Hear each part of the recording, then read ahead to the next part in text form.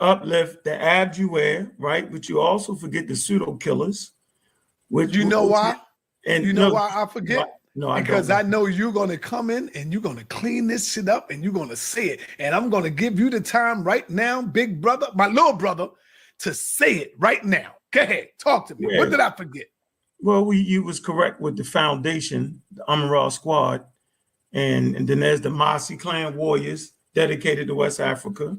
Mm-hmm. And there's the Kofi Pasai Research Team. They actually have a publishing company publishing books. The brothers is doing it the right way. But there's the pseudo killers, dedicated atheists, dedicated to the scientific method, dedicated to beating up Vocab Malone, just on the information. Shout out to my Hebrew brothers, right? I'm here for my Hebrew brothers. You know, shout out to Captain, to Zariyat, okay? Shout out to General Yohana. In the time of the pandemic, he stepped up for Black people and advocated the vaccine, which was profound. Shout out to Divine Prospect. Shout out to Gorilla Hebrew. Shout out to all my brothers, right? I gotta shout out to the Hebrews. I gotta shout out to the scientific community because yes, we're talking about our imagination and our ability to stand on our own without a whole lot of religious jargon. We got a right to present our religious information and believe what we believe. So, you know, it is. That's really why I wanted to talk to you, Vocab, for real. Just trying to figure out, you know, why you on my brother's heads like that. You know what I'm saying? That's what I really want to have a conversation with you. Like, how you gonna be on their head? You doing the same thing they doing, man. Y'all just got a different cultural perspective, man. All right, being that I was giving y'all brothers 3 minutes to open up, is that your opening, or you would rather open up again after Vocab? I want to open up after Vocab. Okay, Vocab Malone, I'm going to give you some time to talk about something, and then you can go ahead and open up. I'm going to give you that same time. Y'all both got 3 minutes to open up and state your case on what you're here for, so you can give the people a picture of what y'all trying to represent. Go ahead, Vocab. Your time don't start now, but go ahead. I'm gonna let you know when your time starts. Yeah, well, you know, Ankh has been a well-known, outspoken critic of the biblical worldview, of the biblical narrative. And he says he's a proponent of scientific, you know, education and literacy. And he also has moral problems with the Bible.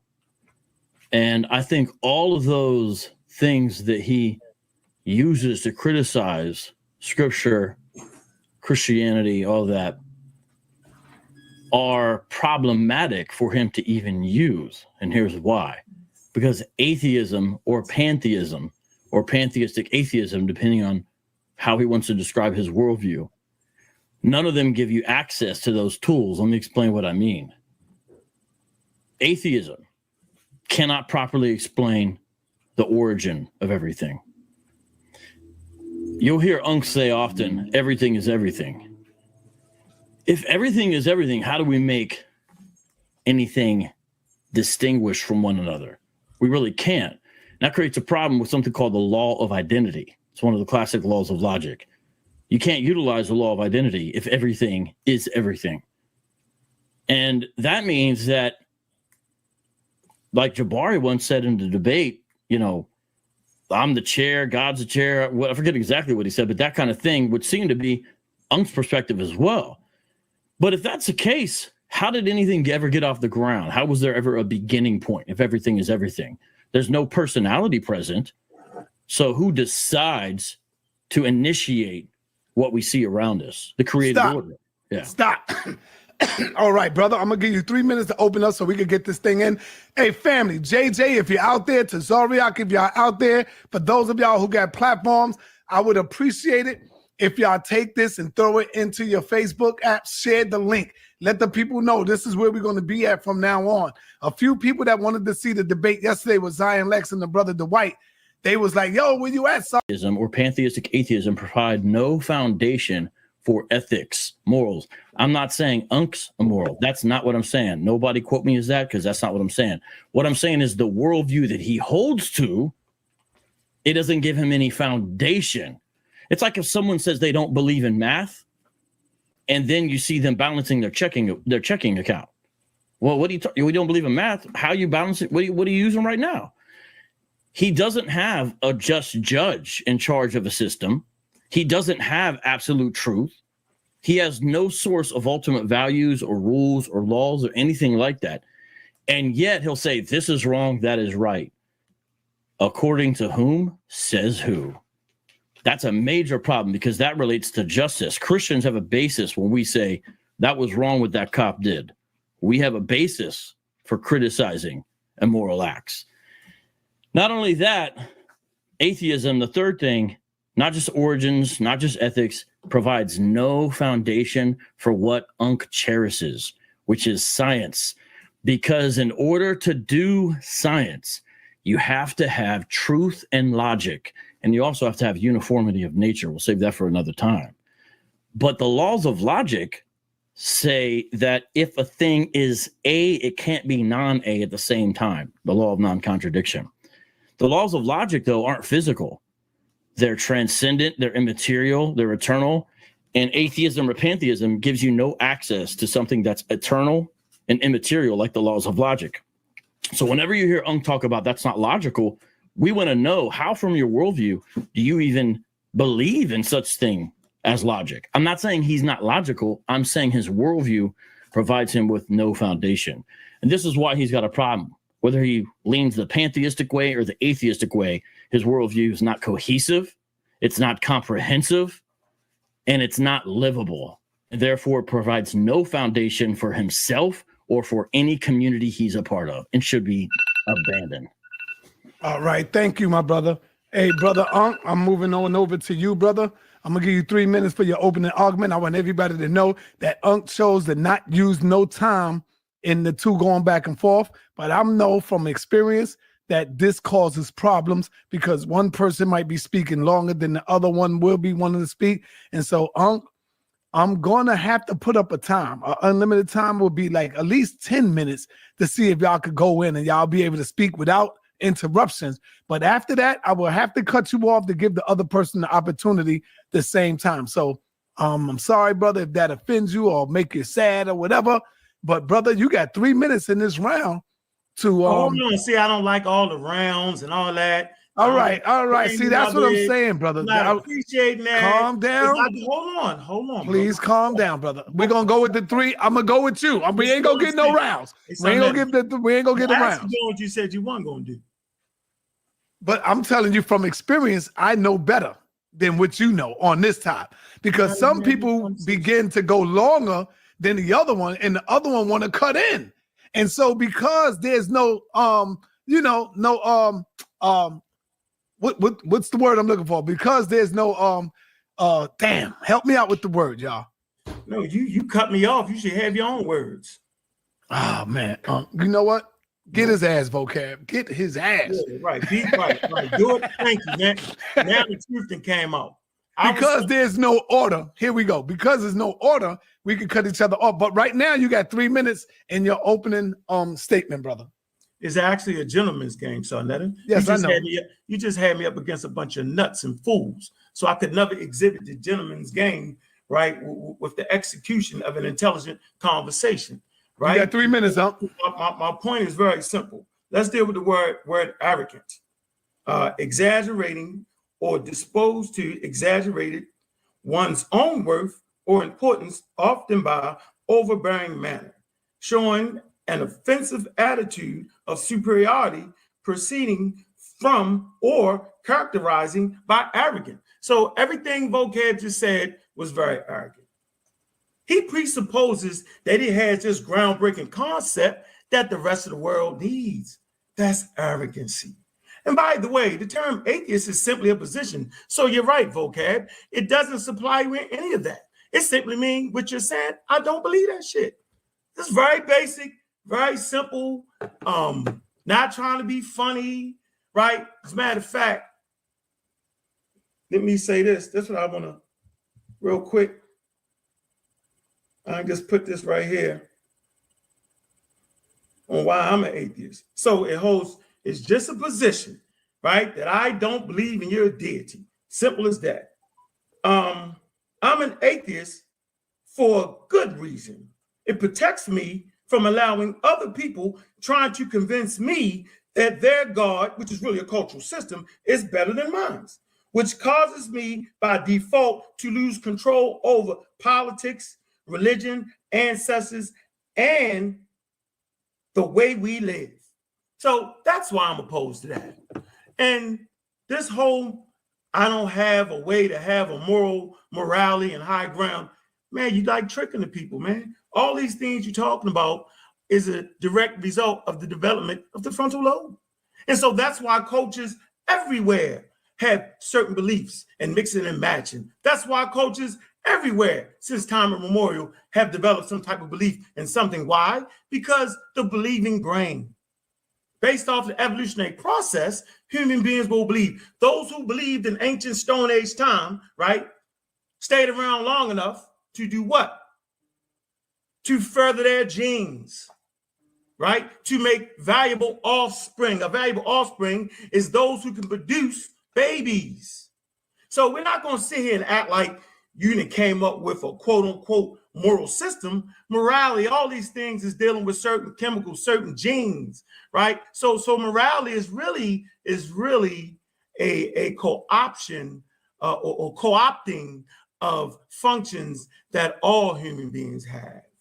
So we know what atheism is. It's none of the stuff you said. And no, atheism doesn't provide you with the science. Nope, never said that. So I don't know whoever told you that. That's not how we do that around here. So no, atheism is simply a position against your brand of Christianity. Simple as that.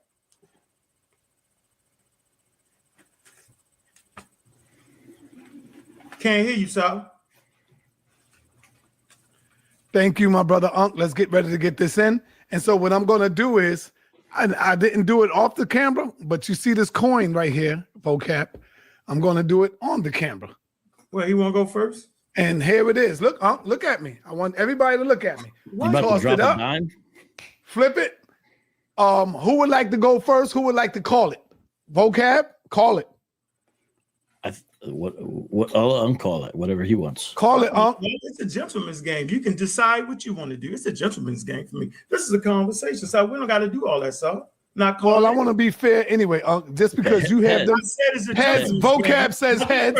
Let's look and see what it is. I defer to Vocab. Vocab says heads. What is it? I don't say anything. I defer. Okay, it's heads. It looked like it's heads. All right, Vocab, you want to go first or you want Ankh to go? What you want?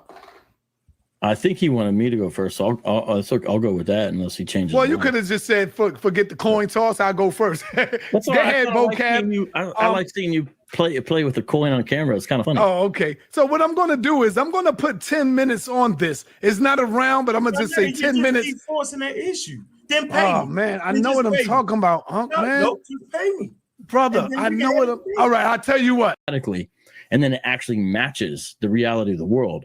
It makes sense if we're created by the same creator, who's the God of logic and truth, and instills us with faculties similar to his, able to discern the universe he's created. It doesn't make sense if everything comes out of an explosion or some other unknowable way. It doesn't make sense. And so I think that's a big deal when it comes to something that you hold near and dear to your heart, which is the scientific enterprise. I don't think you have any access to it. You can say you're anti-Christian, okay, but you say you're pro-science, but yet you never can explain why science even makes sense in your world. Because why is it that nature is uniform? Why is it that the laws of logic hold? The laws of logic are foundational. And as the last thing I'll say, I remember you said, well, it just comes out of the direct development of the frontal lobe based off an evolutionary process. That just, if that was true, would just explain how humans have sort of gained greater computing power. It doesn't account for the laws of logic, because the laws of logic have to predate said development of the frontal lobe. Because the laws of logic say, for example, non-contradiction, something cannot be what it is and isn't in the same way at the same time. A cannot be non-A. So the universe cannot exist and not exist at the same time. Tigers cannot be tigers and also lions at the same time in the same way. According to the law of identity, excluded middle, you have all kinds of issues. So it has to precede our recognition of it, because we're not inventing the laws of logic. We're not inventing the uniformity of nature. We're recognizing it as a reality. It's more like we're discovering them. The Christian says we serve the God of truth who made everything. We're made in the image of God. He's made us to be able to discern his creation, which is what the Bible says. It's the glory of kings to search out a matter. But why can we do science? And honestly, why is science even important on his worldview? Because on our worldview, we say we are exploring the creation that God gave us. It's part of the creation mandate in Genesis 1. What's the point of the scientific enterprise, though, according to him? Just to know stuff before you turn back to dust? What's the reason? It's like Monopoly. You gain a bunch of properties, and at the end of the game, you just shake it up. That's it. Put it back in the box. That's done. Because if all we have is no God, no personality, nothing transcendent, then we die a heat death here on the earth, or something runs into us, and that's it. No memory, no justice, no anything. And that's why atheism was not what inspired folks who led the civil rights. They weren't quoting Hume and Bertrand Russell. And that's why it inspired folks who liberated slaves, both white and black, abolitionists, from Harriet Tubman to John Brown to Nat Turner. They're quoting scripture and applying its ethical norms and its solutions. They're not out there saying, well, Darwin did say that, we're lesser creatures. So, what can we do? So I don't see why anyone should be interested in a God killer when the God killer puts in its place a big zero, nothing.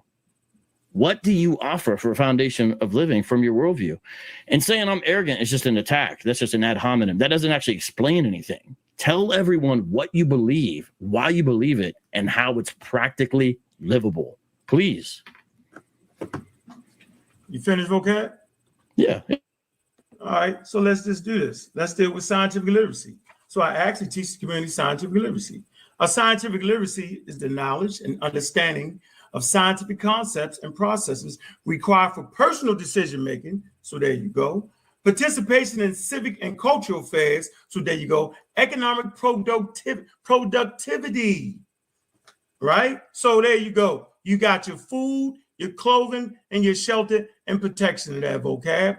That's all our people need to really understand. They need to understand how to protect themselves. They need to understand how to clothe themselves. They need to understand how to feed themselves. These are essential things for Homo sapiens sapien to survive on planet Earth. So any concept or idea you're talking about, it actually comes out of the brain, right? It actually comes from the development of the frontal lobe. The neurons firing off. That any because you're really talking philosophy, you mix that in. So any philosophical idea that we're talking about actually comes from the functioning brain. There's no way around that. And the reason I called you arrogant, it actually wasn't a shot. I was simply saying, because at the end of the day, what you will say is it's Christianity. And you will also say that it's really predestined. So you got a lot of explaining to do. I've often wondered why. Mr. Vocab is banging on Black Hebrews when Black Hebrews is actually doing the same thing that you're doing. You simply follow the tenets of Lord Calvin. Lord Calvin. Okay, so Lord Calvin was kind of adding to the puzzle, remixing a little bit, the Reformation, right? He's doing as all human beings do, right? Which the Black Hebrew Israelites have a right to do, to inform and instruct themselves based off of their worldview.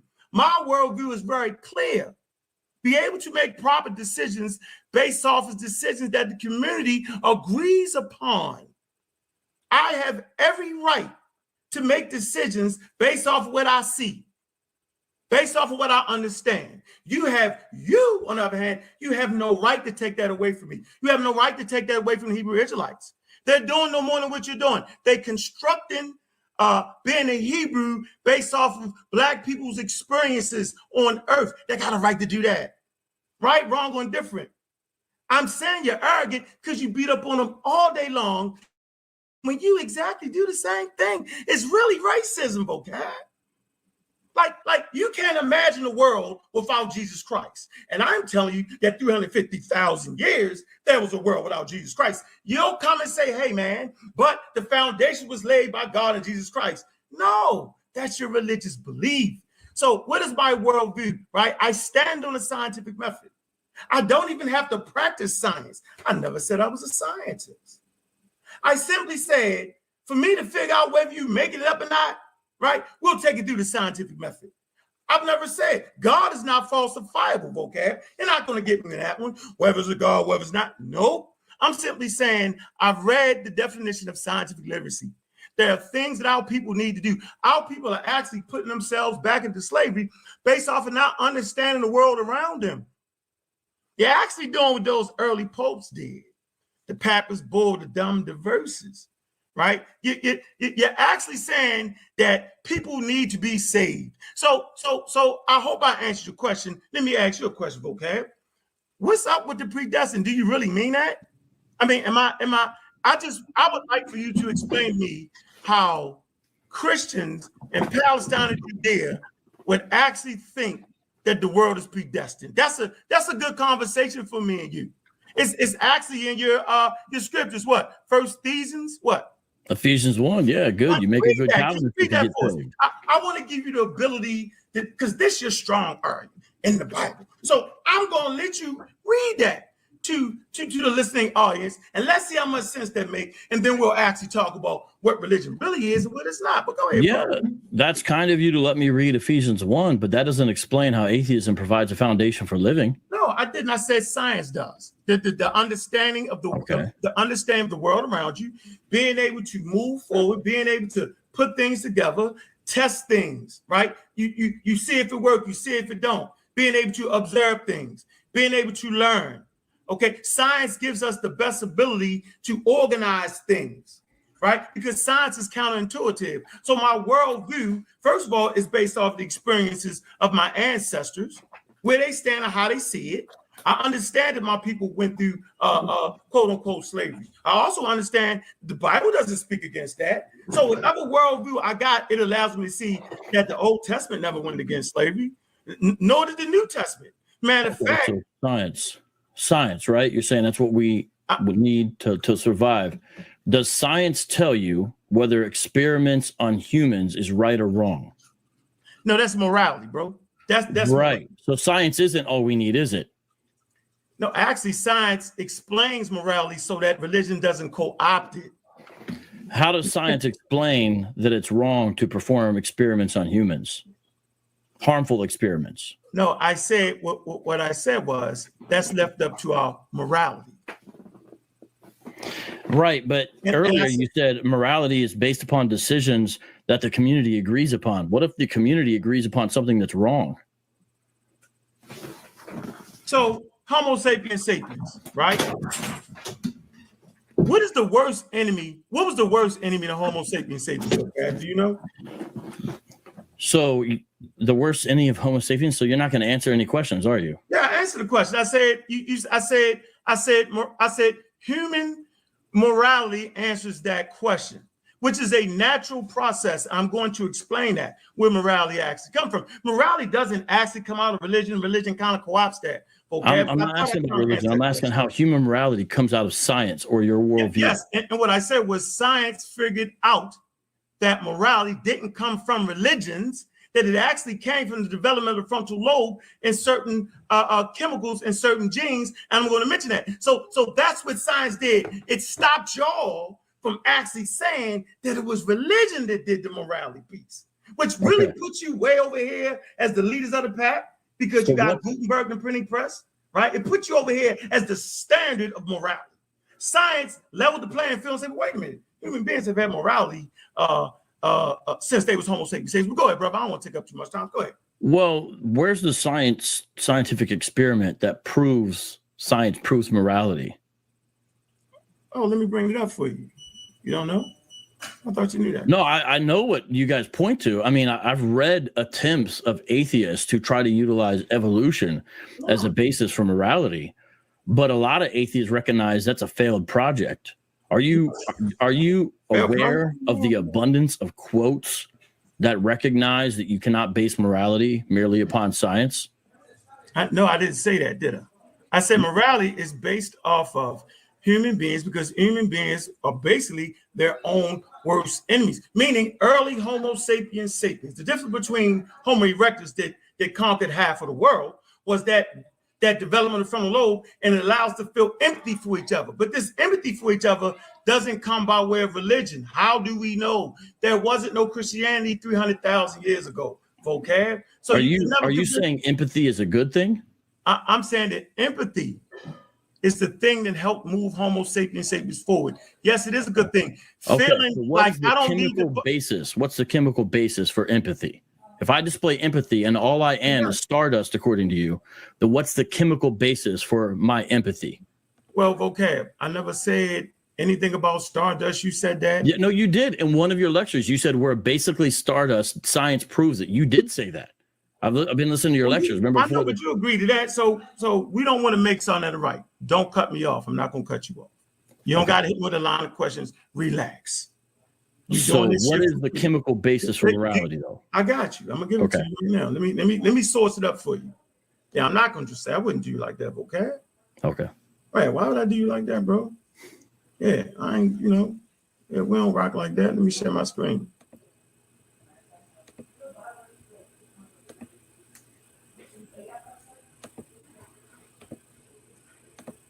Let me find it for you. Let me get the exact name for it. I think this is important for the conversation. You can see that screen, Vocab? I can see that screen. All right, hold on. Reproduce, but mammals also have genes to produce the chemical. Right here, you see that? The origins of morality. Why do people have a sense of right and wrong? Right. So you would actually say that the sense of right and wrong comes from the Christian doctrine of the Bible. Am I correct? No. It comes from God. He's the standard of right and wrong because he's holy. He can do no wrong. It doesn't come from me or merely Christian doctrine. The actual source in reality is God himself. But so Kulu Kulu? No, the transcendent God. Yeah, I'm talking about Kulu Kulu, the God of the Zulus. Kulu Kulu Unlunkalunk is the transcendent God of the cosmos. Right? Correct? You agree, right? Well, according to the Ankh, he is the one who is there now as from ancient times. According to the Tonga, he's the Ancient of Days. According to the Ngombe, he's the everlasting one of the forest. According to the Bakongo, he is made by no other. No one beyond him is. According to Ngombe, he's the one who fills everything. So you're picking one thing out of Zulu, but if you want to pick Zulu, you know what they call God? They call him the great one.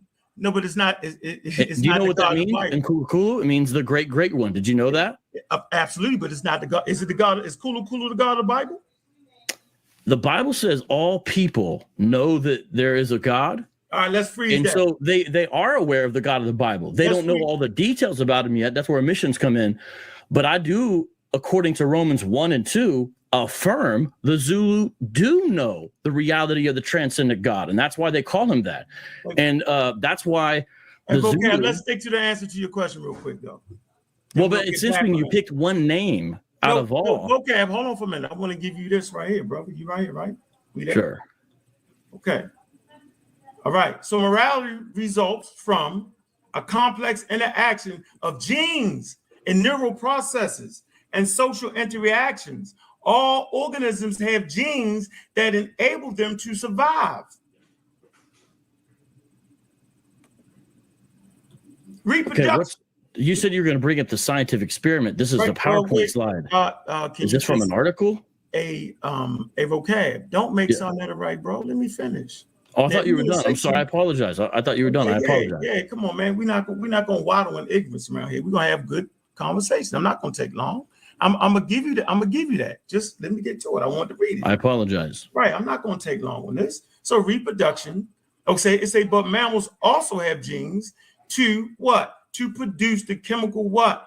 Oxytocin. That's the chemical we're talking about. And vasopressin, okay, which prompt them to care for their young. So when the baby is born, right, the male, okay, his brain fills with this chemical. The same with the mother. It causes him to care. Why is this advantage for early Homo sapiens sapiens? Because it makes you cleave to your baby and protect him at all costs. Okay, we move forward. In some mammals, such as humans, the same chemicals encourage animals to form long-term relationships and to care for each other.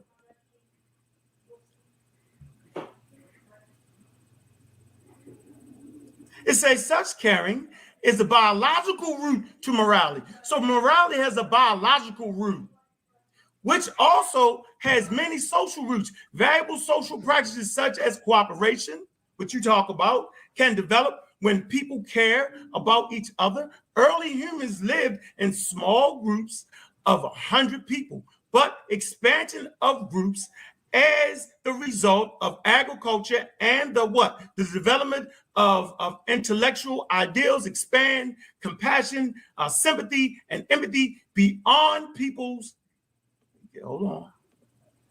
immediate group. Eventually, ethical theories were formulated to turn care for others in the universe, and universal principles, as in the doctrines that morality is based on the rights of all people or on the consequence that affect everyone. Here's your source for that. Everybody gets it. It's called Touching a Nerve, right? Now, we'll come to this article in the Journal of Science, Human Brain Social Neuropeptides, right, for Transitional Medicine. So it's actually talking about they figured out how to administer certain medicines that hurt certain neurological dysfunction. But the key points in this article is this, and I'll be quiet. It say the neuropeptides, oxytocin, that's OXT, and agrarian vasopressin, that's AVP, have had key roles throughout mammalian evolution in regulation of complex social cognition and behaviors such as attachment, social exploration, recognition, and aggression, as well as anxiety, fear, conditioning, and fear of extinction. So I'll just stop it right there, Vocab. So I answered your question, right? I gave you the Journal of Science. You can go and read that experiment, right? That's one of the key points in it. So that's your source for that. That's that experiment. You can pull it up and try to debunk it. But I'm simply saying there's a biological reason for morality. And religion has co-opted that. So since religion has co-opted that, then everybody got a right to make up their own moral code. And when you speak of the Creator and you know it, you're talking about the God of the Torah, the God in the Bible. Don't be disingenuous, bro. You're not talking about the Zulus know about the Bible. Shaka rejected that nonsense. Let's not play that game. You named a whole lot of African deities, but none of that has anything to do with the Bible, bro. So are you trying to say and tell us that whenever somebody mentions God anywhere on the planet, they're talking about the Torah? They're talking about the Adam and Eve. What are you trying to say with that confusion? You're making an error there, which is conflating general revelation from special revelation. I'm affirming what the Bible says about God and about his creatures, which is all people are aware they have a creator. Romans 1:18-21 speaks about how they know, but they didn't give him proper thanks. So the Bible itself says how all people know God. And we see that with the recognition of a transcendent, and that includes in many African cultures, which is contrary to your claim that the concept of God that the Bible talks about is contrary to African spirituality. That's incorrect.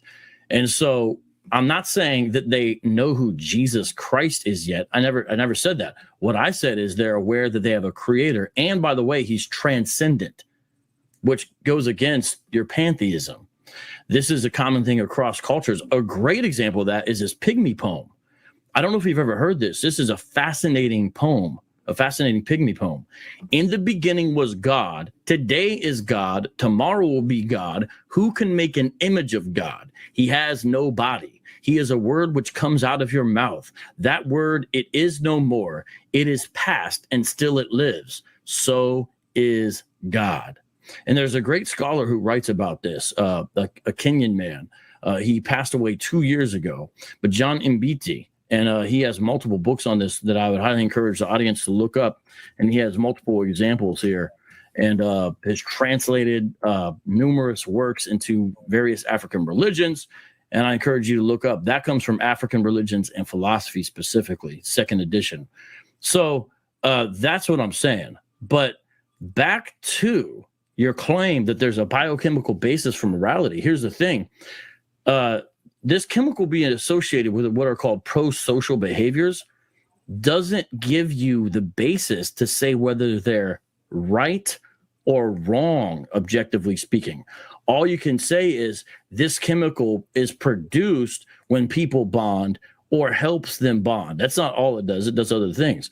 And so you have all kinds of issues. For example, if someone's missing the chemical, are they immoral or are they just missing a chemical?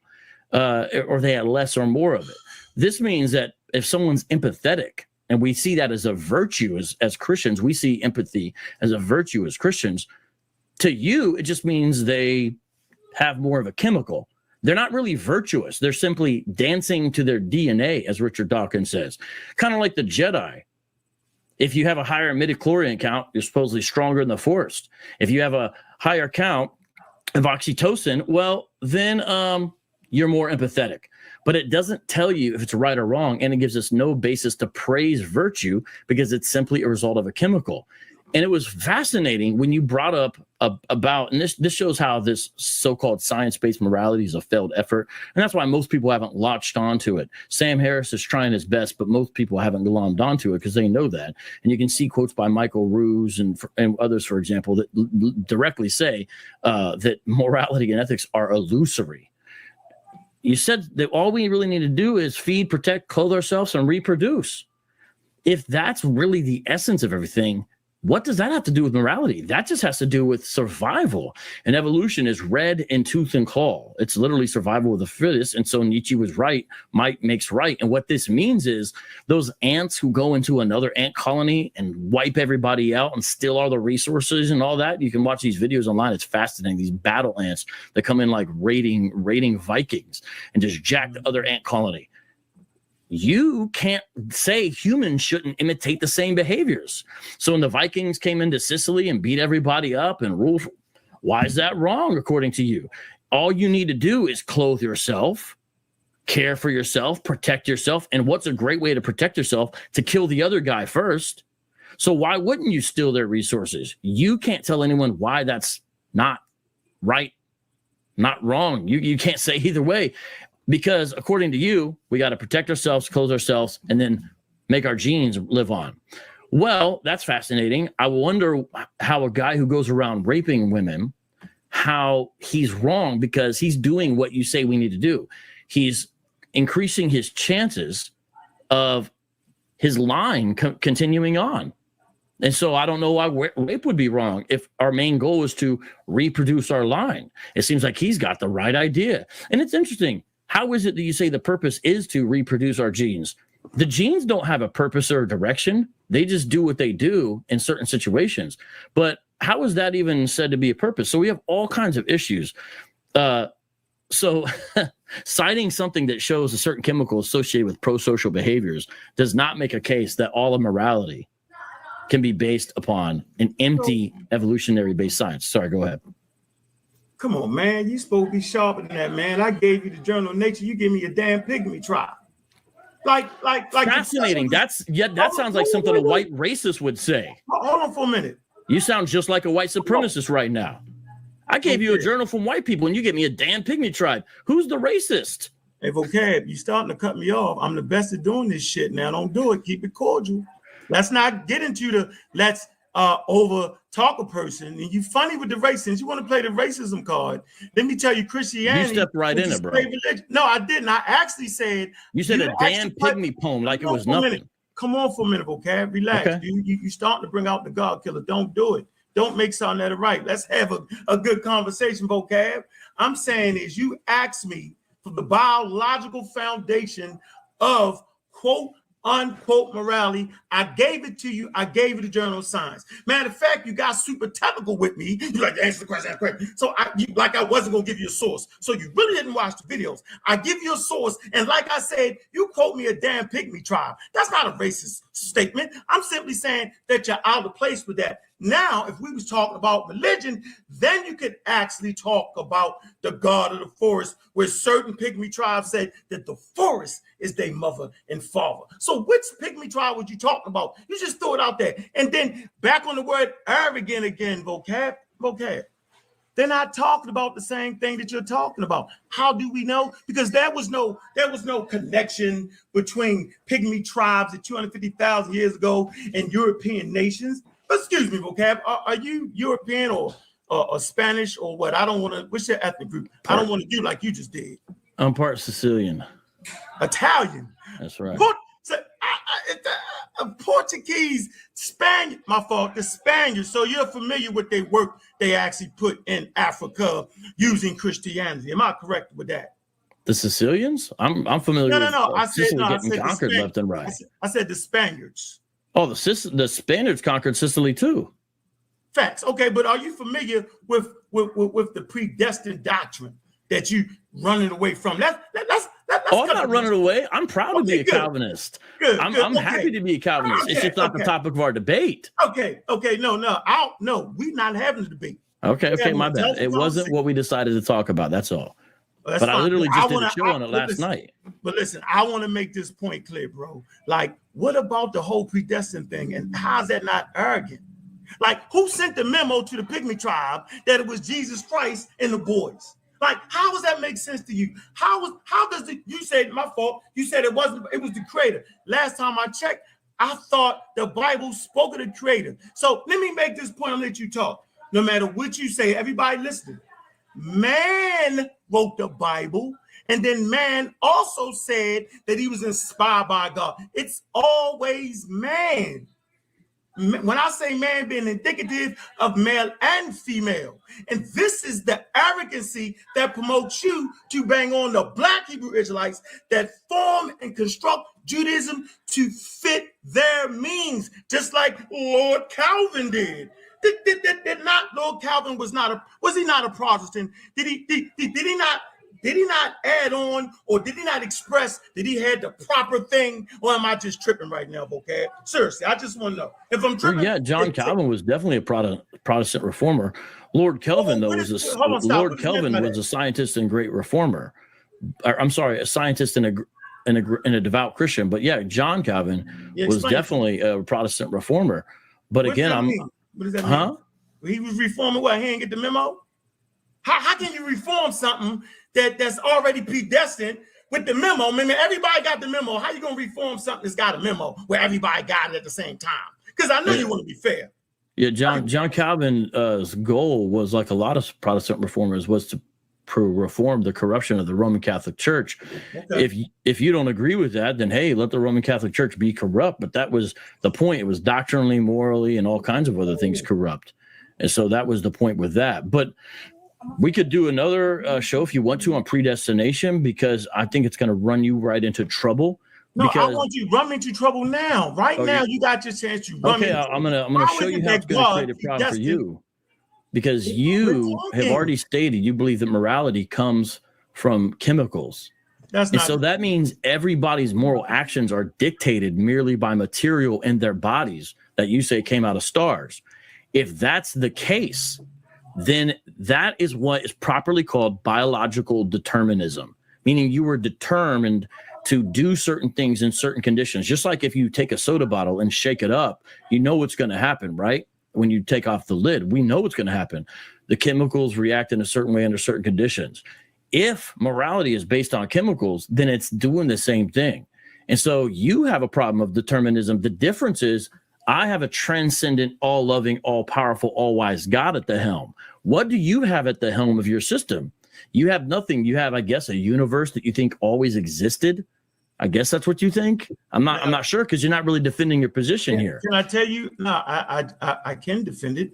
Okay. The universe is actually a closed system. So everything in the universe, you know what I'm saying, was already in it. Like, you should know that. You should understand it's a closed system. Who put it there? You should just look that up. I don't got time for that. No. Who put it there? No, it's a closed system. How did it get there? No, because it's a closed system. You need to know that. No, I know what you guys say. You like, this is a common thing. All right, you're right. It's like this. You have a box. You're right. Okay, you're right. So explain to us. You got. I'm gonna shut the hell up. Explain to me how the universe got there, bro. Oh, created by divine fiat from a transcendent eternal God. See how easy that is? Now you tell me how the universe got here. Vocab. Where did we find this transcendent God, bro? Where did we read about it, bro? Like, because I didn't get the memo. The Black Hebrew Israelites obviously didn't, and Lord Calvin, the only one that got the memo. So explain to us how did you learn about that, bro? Don't play. You're aware that the God of the Bible is described as spirit, right? Answer the question, bro. And so what that means is he's not to be located in space and time. So you just mix categories. You said where could he be found? There is no where, because he's not located in space and time, because he's not physical. Vocab, so if you have a non-physical entity, why would you ask where they are? Vocab, I didn't say that. You said where can the God of the Bible be found? No, I didn't say that. I said where did you said where is this transcendent God? You did too. Vocab, I said where in the hell did you learn about this idea? But prior to that, you asked that. You said, if I said it, I'll take that back. Let me get the question, because it's about really getting it right. It's not about tricking each other up. So I'm asking you, where did you get that from? Where did all human beings on the planet, right, that practice Christianity, where did they get it from? Well, everybody knows that they're made. You look out at the creation and you recognize there's a grand design. So you recognize there's a designer. So you have the outward testimony of creation and you have the inward testimony of conscience. That's why when you do something wrong, you feel shame, and unless you sear your conscience, of course. And so everybody knows, again, going back to Romans 1 and 2, and the very first humans knew this as well. And it's actually fascinating. You can trace a concept of God that looks much closer to what you might call the Judeo-Christian concept of God throughout time. There's a really good book on it I'd recommend called In the Beginning God by Winfred Cordan, that talks about how the common evolutionary picture that polytheism came and then essentially evolved into monotheism is actually false. And it's fantastic to look at this case for original monotheism. And that's what happens. Man corrupts the truth. And so that's why you have folks in all over continents who have an awareness of a God that they describe as being the same today as he was yesterday. That's from a Gukayu poem. It's hard to say the name. It's Gikuyu, or the Zulu name for God, which says he who is of himself, indicating a self-existent, transcendent God. And so the point by saying that is that everybody knows that. Now that's general revelation, Ankh. Special revelation is why God communicates with us. So he takes spokesmen, prophets, and the greatest spokesman of all is God himself, Jesus Christ. Hebrew 1 says many times you had prophets and now you got Jesus in the last days. And so we know through special revelation. Now, Ankh, I know you don't like Christianity. I know you have questions about Christianity, but you have not explained how atheism provides a foundation for living, not even once. Okay, yeah, you won on that one. You won it because I never even came with that. That's stupid. But you agreed to it. No, listen, that's sa.neter shuffle shit. But how's that stupid? Listen, let's get back to the point, bro. Well, the point's the title of the discussion. Hold on for a minute. Are you serious right now? You're not going to answer the question. I asked you a very simple question. Your listeners are listening. I asked you, where did you get that from? Was it a revelation? Special revelation from a particular book or something, or it fell out the air somewhere? I'm asking you. God, I answered. I answered. Did you get it from the Bible, bro? Yes or no? Well, as prophets spoke, what they said was written down, and eventually written down where? He said you couldn't really finish. It was eventually written. Right now. Written where, Vocab? Eventually written and collated. Like you now. Written where? Eventually written and collated in the Bible. And are you certain of this? Yeah, I'm certain of this. In the past, God spoke to our ancestors through the prophets at many times and in various ways. But in these last days, he has spoken to us by his Son, whom he appointed heir of all things, and through whom also he made the universe. Hebrews 1 and 2. Now, you said, the Bible's written by man, but it's interesting. Every scientific journal you would reference would be written by man. Every mathematical thing you'd reference would be written by man. So saying something's written by man, even if that was the case, doesn't mean it's false, does it? So we got to do better than that, right? Vocab, I never said just because it was written by man, make it false. We are well aware that science is an idea that comes from human beings and developed over time. Same with religion and same with your Bible. So I'm glad you answered that question. So how come the Bible right, is only found in the Middle East originally. How come people in South Africa didn't write a Bible, bro? Like that's the arrogancy that the true divine revelation is found in the pages of your Bible. Are you right? Or is it found in Quran? Is Quran divine, holy, inspired revelation, bro? Just ask. You know that. How about the Vic Vegas? Hold on. How about the Vic Vegas? You know that the Bible. You know the Bible is written in multiple continents. For example, Egypt is in Africa. Funny guy, yo. Egypt is in Africa, right? And you know the Ten Commandments were given to Moses. And you know that Moses was in Africa, right? Okay, I know you way smarter than what you're trying to do, right? I ain't know I was gonna get you this easy. Okay, you know that's later on. Well, now hold on. Of course, it's translated in many different languages. No. See, you're not listening. Hold on, that's not what I said. I'm talking about when it was composed. Part of the scripture was composed in Africa.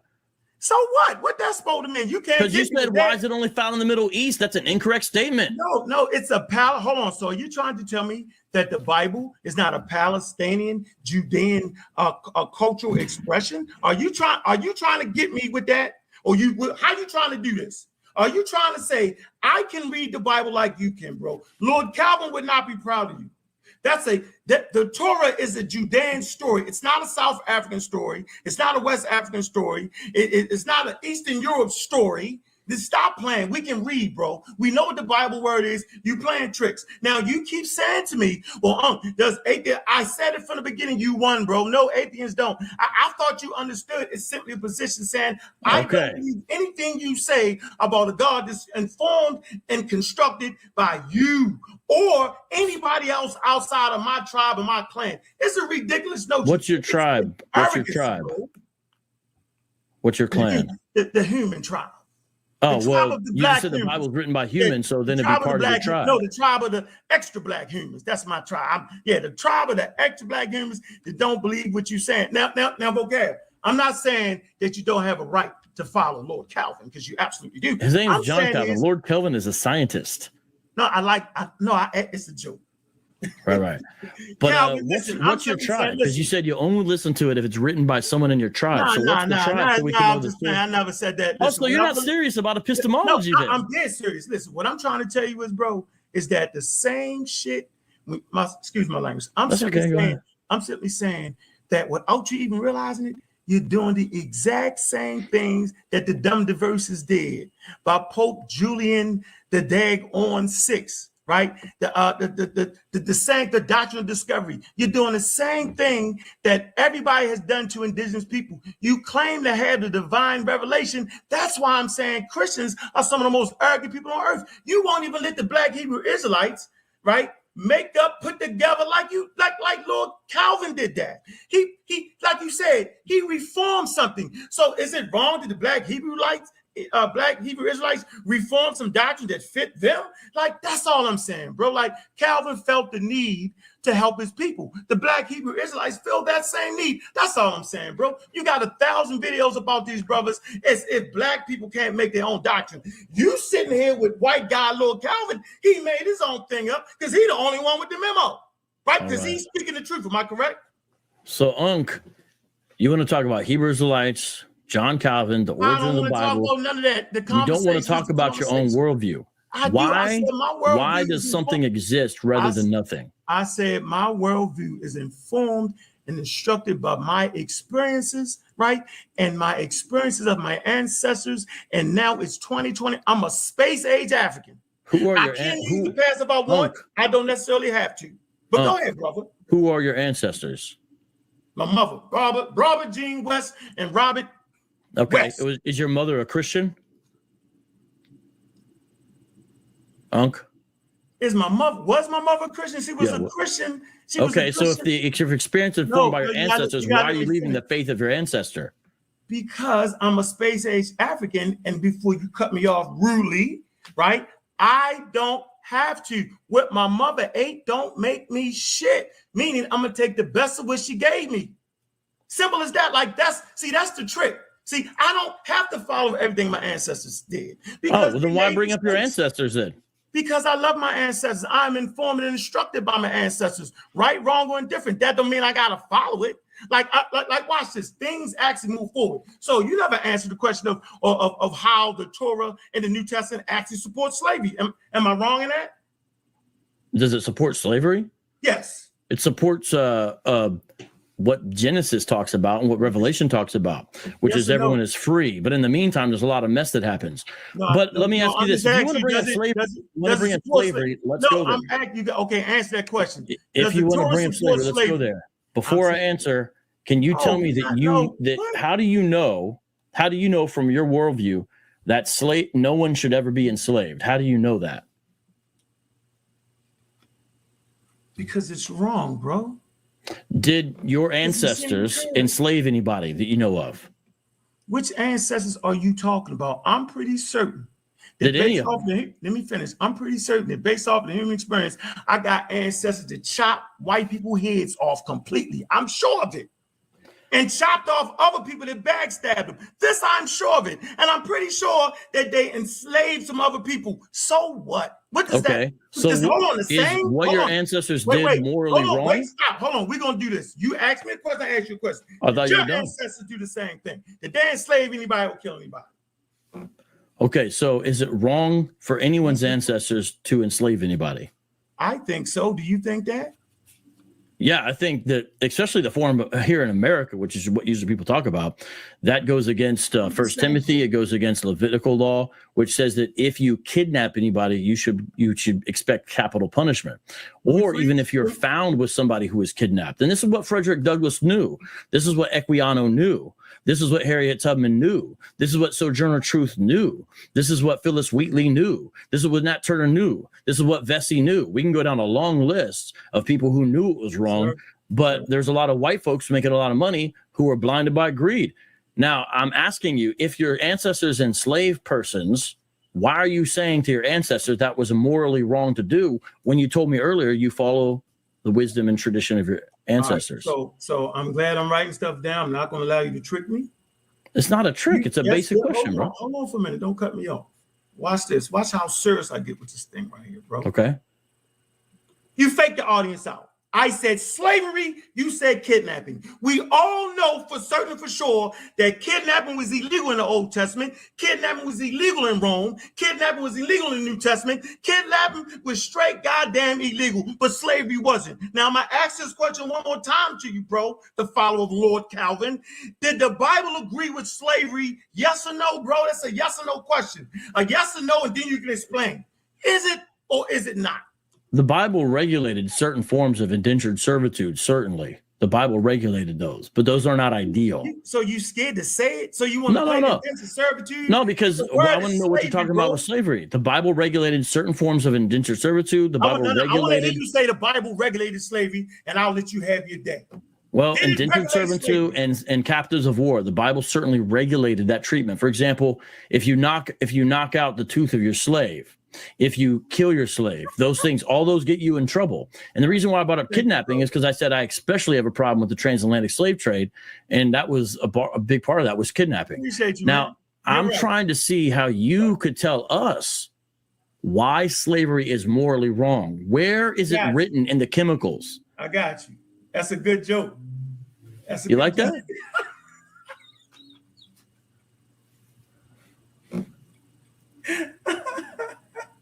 Don't say whip. That's a good one. I like that. I might use that one. That sounds like some shit I say, man. So watch this though, bro.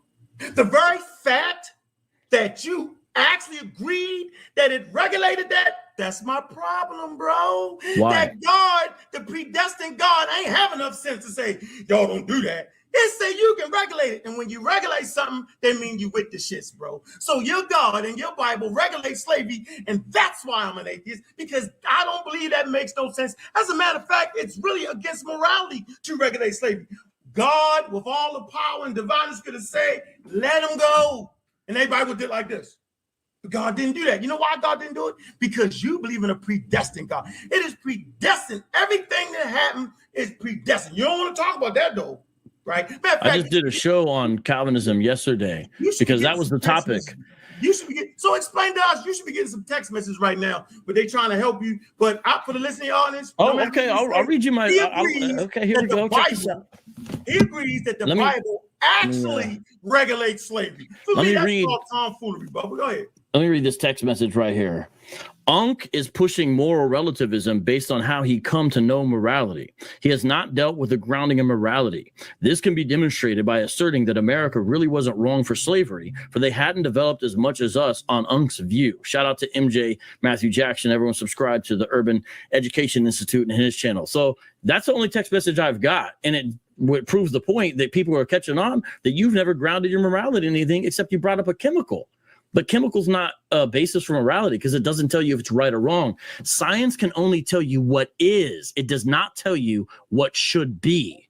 I know, but where you get that That's from? a classic distinction. Say what? I simply said, first of all, there's no right and wrong, just consequences. Because it's definitely wrong in North America to have 5 wives. They're going to call you a bigamist. But you in the Sahara some damn way, in Arabia, you can have 10 wives, 4 wives. Now right? you sound like a Hebrew Israelite. Hold on, bro. Wait, hold on. That was a joke. It's a joke. It's a joke, man. I know, man. Come on, man. I like to play. But I will tell you, Abraham had more than 1 wife. Yes, he did, and it got him in trouble, just like the Hebrews get in trouble.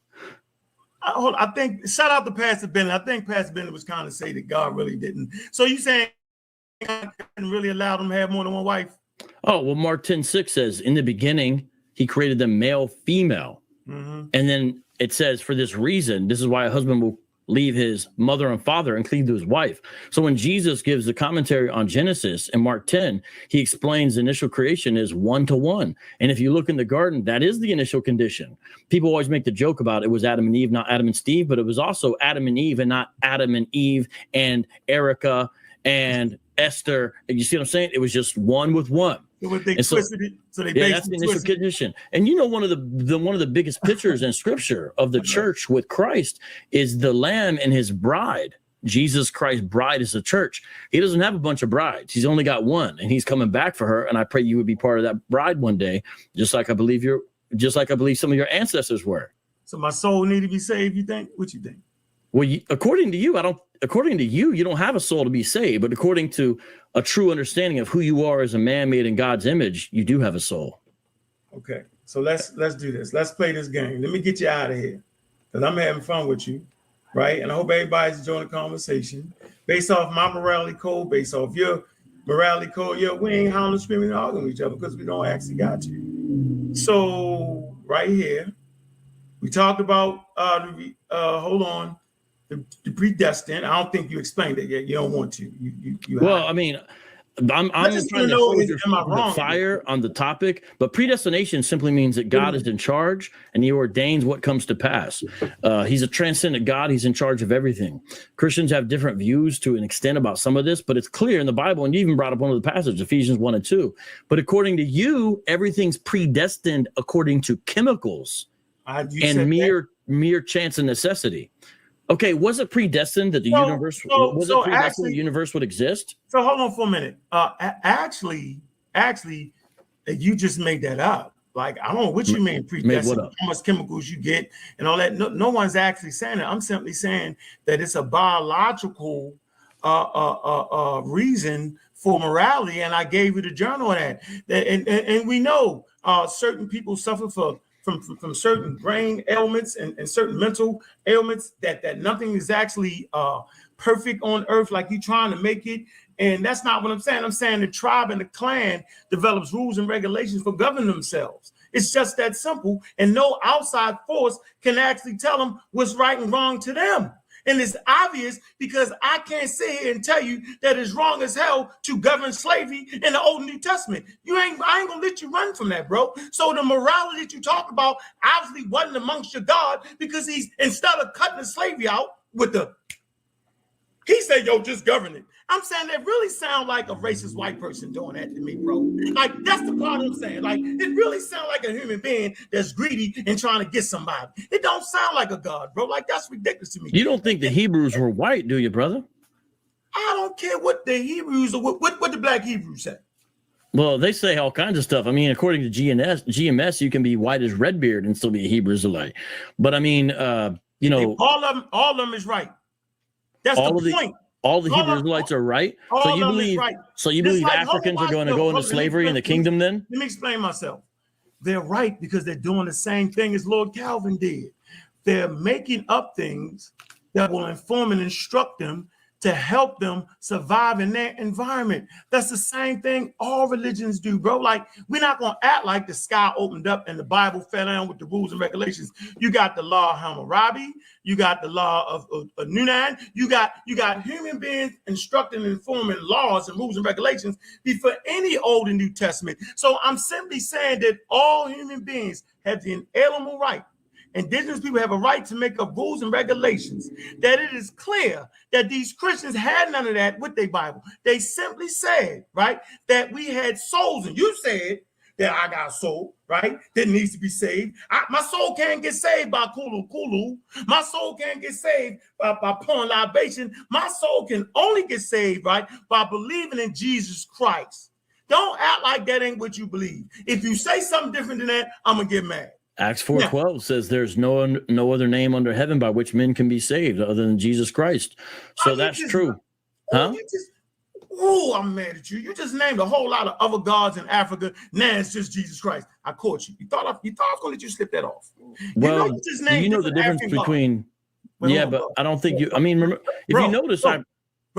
You just mentioned other African deities about exactly... 20 and I got more where that came from. Okay, but why, when you go back to Jesus Christ, then you just undid everything you just did? No, because there's general revelation, which lets everybody know they're created. And there's special revelation, which is the details of who this God is. So you can know something, but not know everything. So we don't really need the Bible to know that then? Did God exist? No, you don't need to know that that's true. In fact, can I show you something from the Ashanti that I think you'll find fascinating? There's an Ashanti proverb that says this. Do you agree with it or not? No one shows a child the supreme being. Let me repeat that. No one shows a child the supreme being. This is an Ashanti proverb. Do you agree with that or disagree with that? What are they trying to say there, bro? They're saying literally, saying what Romans says, brother. Oh, wait. So let me tell you what you're trying to do. You basically saying that you can't see the... No, I'm going to let you walk into this knockout. Go ahead. Go. You're going to get knocked out right here. Ladies and gentlemen, the conversation is officially over after I knock him out. Explain that. Romans 1:18, the wrath of God is being revealed from heaven against all the godlessness and wickedness of people who suppress the truth by their wickedness, since what may be known about God is plain to them because God has made it plain to them. For since the creation of the world, God's invisible qualities, his eternal power and divine nature have been clearly seen, being understood from what has been made, so that people are without excuse. For although they knew God, they neither glorified him as God nor gave thanks to him, but their thinking became futile, like atheists, and their foolish hearts were darkened. Although they claimed to be wise, like evolutionists, they became fools and exchanged the glory of the immortal God for images made to look like a mortal human being and birds and animals and reptiles.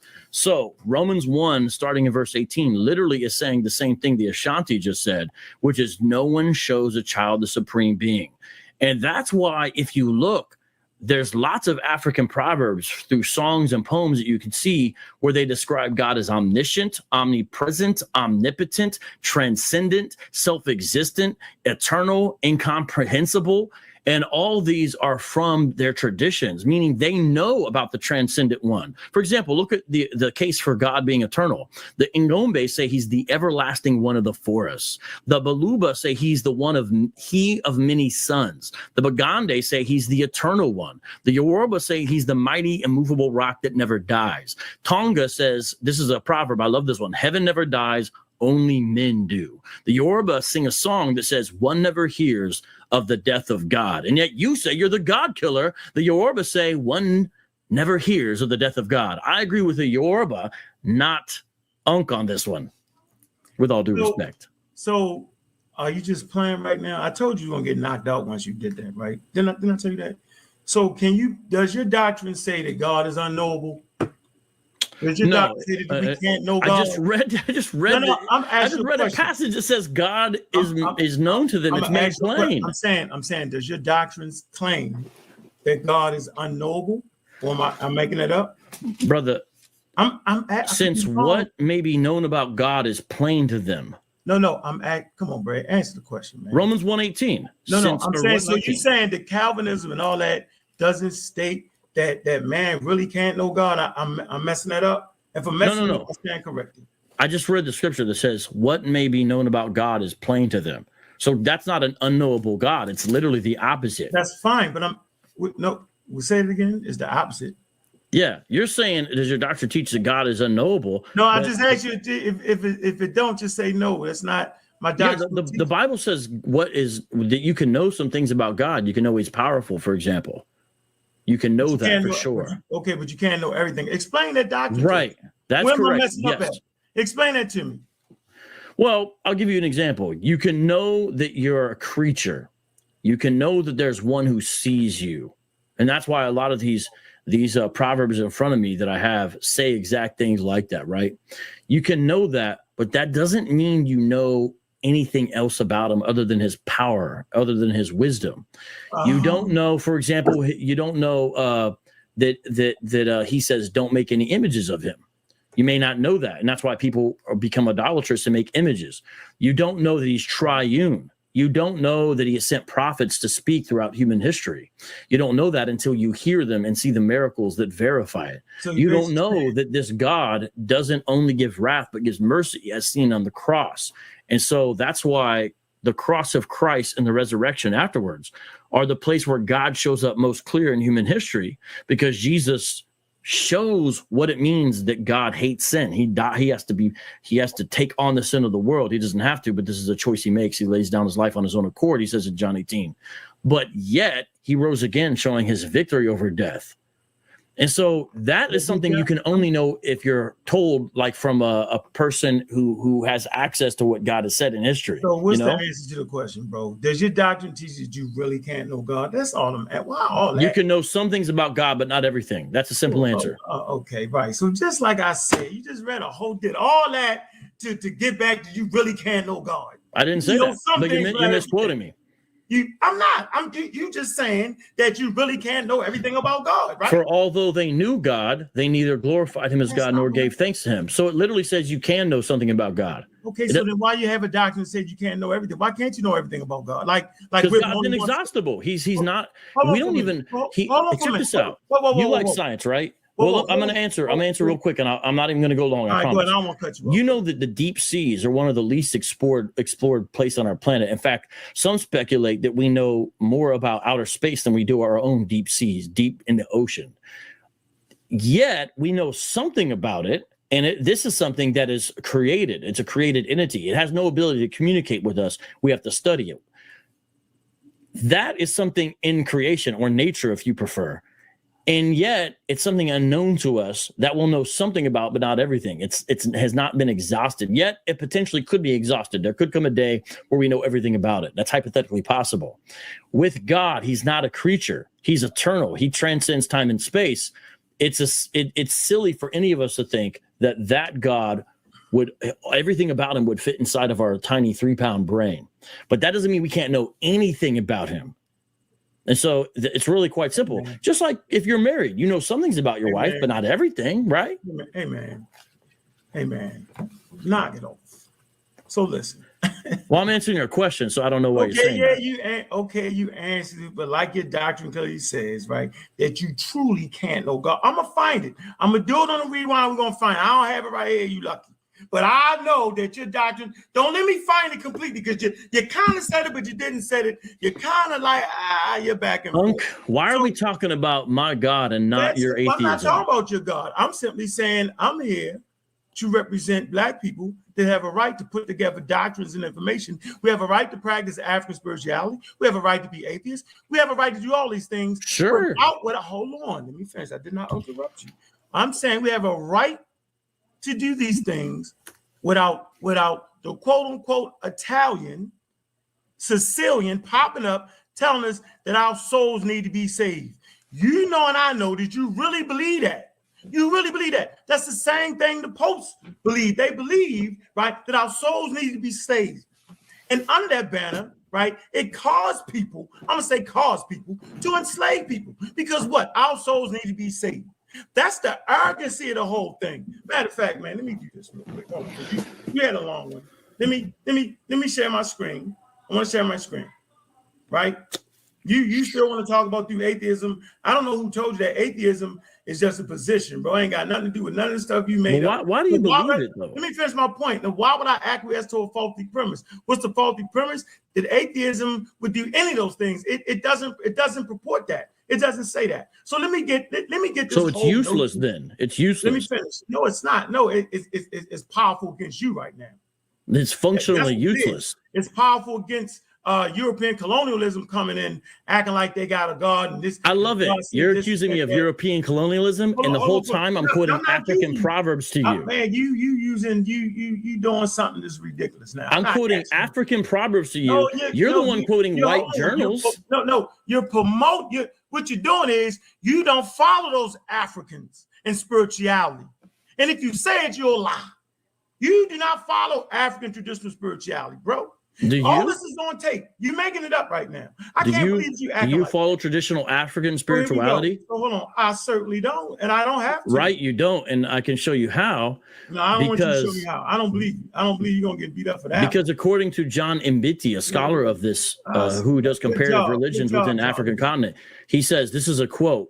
In traditional life, wait. Well, once you get it, can I just once you get it up? No, in traditional life. See my screen? No, I don't see your screen, brother. It's not up. In traditional life, there are no atheists. I know you see my screen. You're making that up. Your screen's not up. I'm not lying. You see me?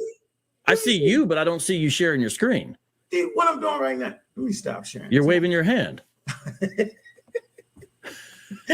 Hey. In traditional life, there are no atheists. You don't cut me out. What? In traditional life, there are no atheists. That's a quote from John Mbiti, a Kenyan scholar. So you're following after white scientific journals, the white man's religion of atheism. So let me get this straight. Hold on. Wait. Let me stop real quick. Science ain't got nothing to do with white people, bro. Science is a human endeavor. You made that up. Like, stop that. Don't do that, bro. Because you don't know who wrote those papers. There are black scientists that help. Well, I saw the author. The author's picture was on one of them. No, you cut me off. That was for the website on psychology. And then I brought in the journal Nature, which had several authors. So for you to act like you knew they was all white is nonsense. And nonsense is just nonsense. So stop saying that. Stop giving credit to white people on science. Science is a I'm not doing that. I'm quoting. You are the same way. No. You playing this game. No. Hold on, bro. And you running. No, you keep saying I saw a journal that got something to do with white people. It's like white people are the smartest people on earth. No. Human beings can be intelligent, specifically black people that laid the foundation for science. Don't you said it one time too many. When I saw a journal, so why you keep saying when I saw a journal, it's white people stuff? Are you trying to attempt to say that white people created science? Nope. Are you trying to say that? So then stop saying it then. Come on, bro. Actually, you know what's beautiful since you brought it up? No, don't switch it right now. The real basis for modern science is a biblical worldview. The real basis for modern science is biblical worldview. You made that up. No, I didn't make it up. Nonsense. You made it up. I'm not. I think this is from A to Z. From A to Z. The modern. Hold on. Maybe we can get some money. We'll debate that. That'd be something we debate. Yeah. The modern scientific revolution is based upon a Christian worldview. For example, if we hold to animism, then if you have animism, then if you think everything is animated by a spirit, you don't do things like try to create technological products out of it because you think it's imbued with spirits. So you try to leave it alone, for example.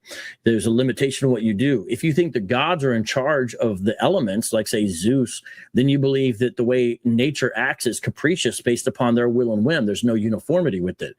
So the biblical worldview says that God gives us the stars for times and seasons and that he regulates everything. So the whole basis for the modern scientific revolution is ultimately a biblical worldview. So it comes from thinking like God thinks about his creation. And even the classification system, we don't use exact classification in the Bible, but the Bible has a classification system of different types or kinds of creatures. And that's why, you're over here basically saying man and women are animals, but the Bible says that they're created in the image of God and are much more than an animal. In fact, and dwell with the Spirit of God himself. That's why it's fascinating when you told the people in that room to refer themselves as God, and yet You don't even hold that there's a real concept of God. It doesn't make sense to tell creatures who are merely bags of stardust they're God. Okay, whatever I don't know. I think you're trying to crack a joke. I'm not gonna fit into it. No, I'm not cracking a joke. It's something you said. You said it when you said that, the 63-year-old grandma said, and if you claim the title of God, you're gonna bust hell wide open, and she was right. So you're over here encouraging people to call themselves God, and yet you're the God killer. Wait, you just said I'm a bust hell wide open? No, the lady said that. The lady said that. You don't believe that though, correct? Oh, if you claim the title of God, yeah, she's certainly right. No, I'm asking you, do you think that? If you claim the title of God, a prerogative that is alone, she is certainly right. No, yes. I'm asking you. I said, yes, she's right. No, not she right. I'm saying, do you think that? If you claim the title of God, yeah. So you just talked about, so that there's going to be a whole hell full of Africans, right? What?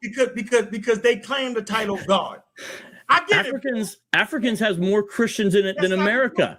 Listen, bro. I know you heard me, right? Everybody heard me that through time immemorial, you have indigenous people claiming the title of God, bro. Like like the nature, right? You know what I'm saying? Like so human beings, right, deify other human beings. You make that up. But hold on, don't say nothing.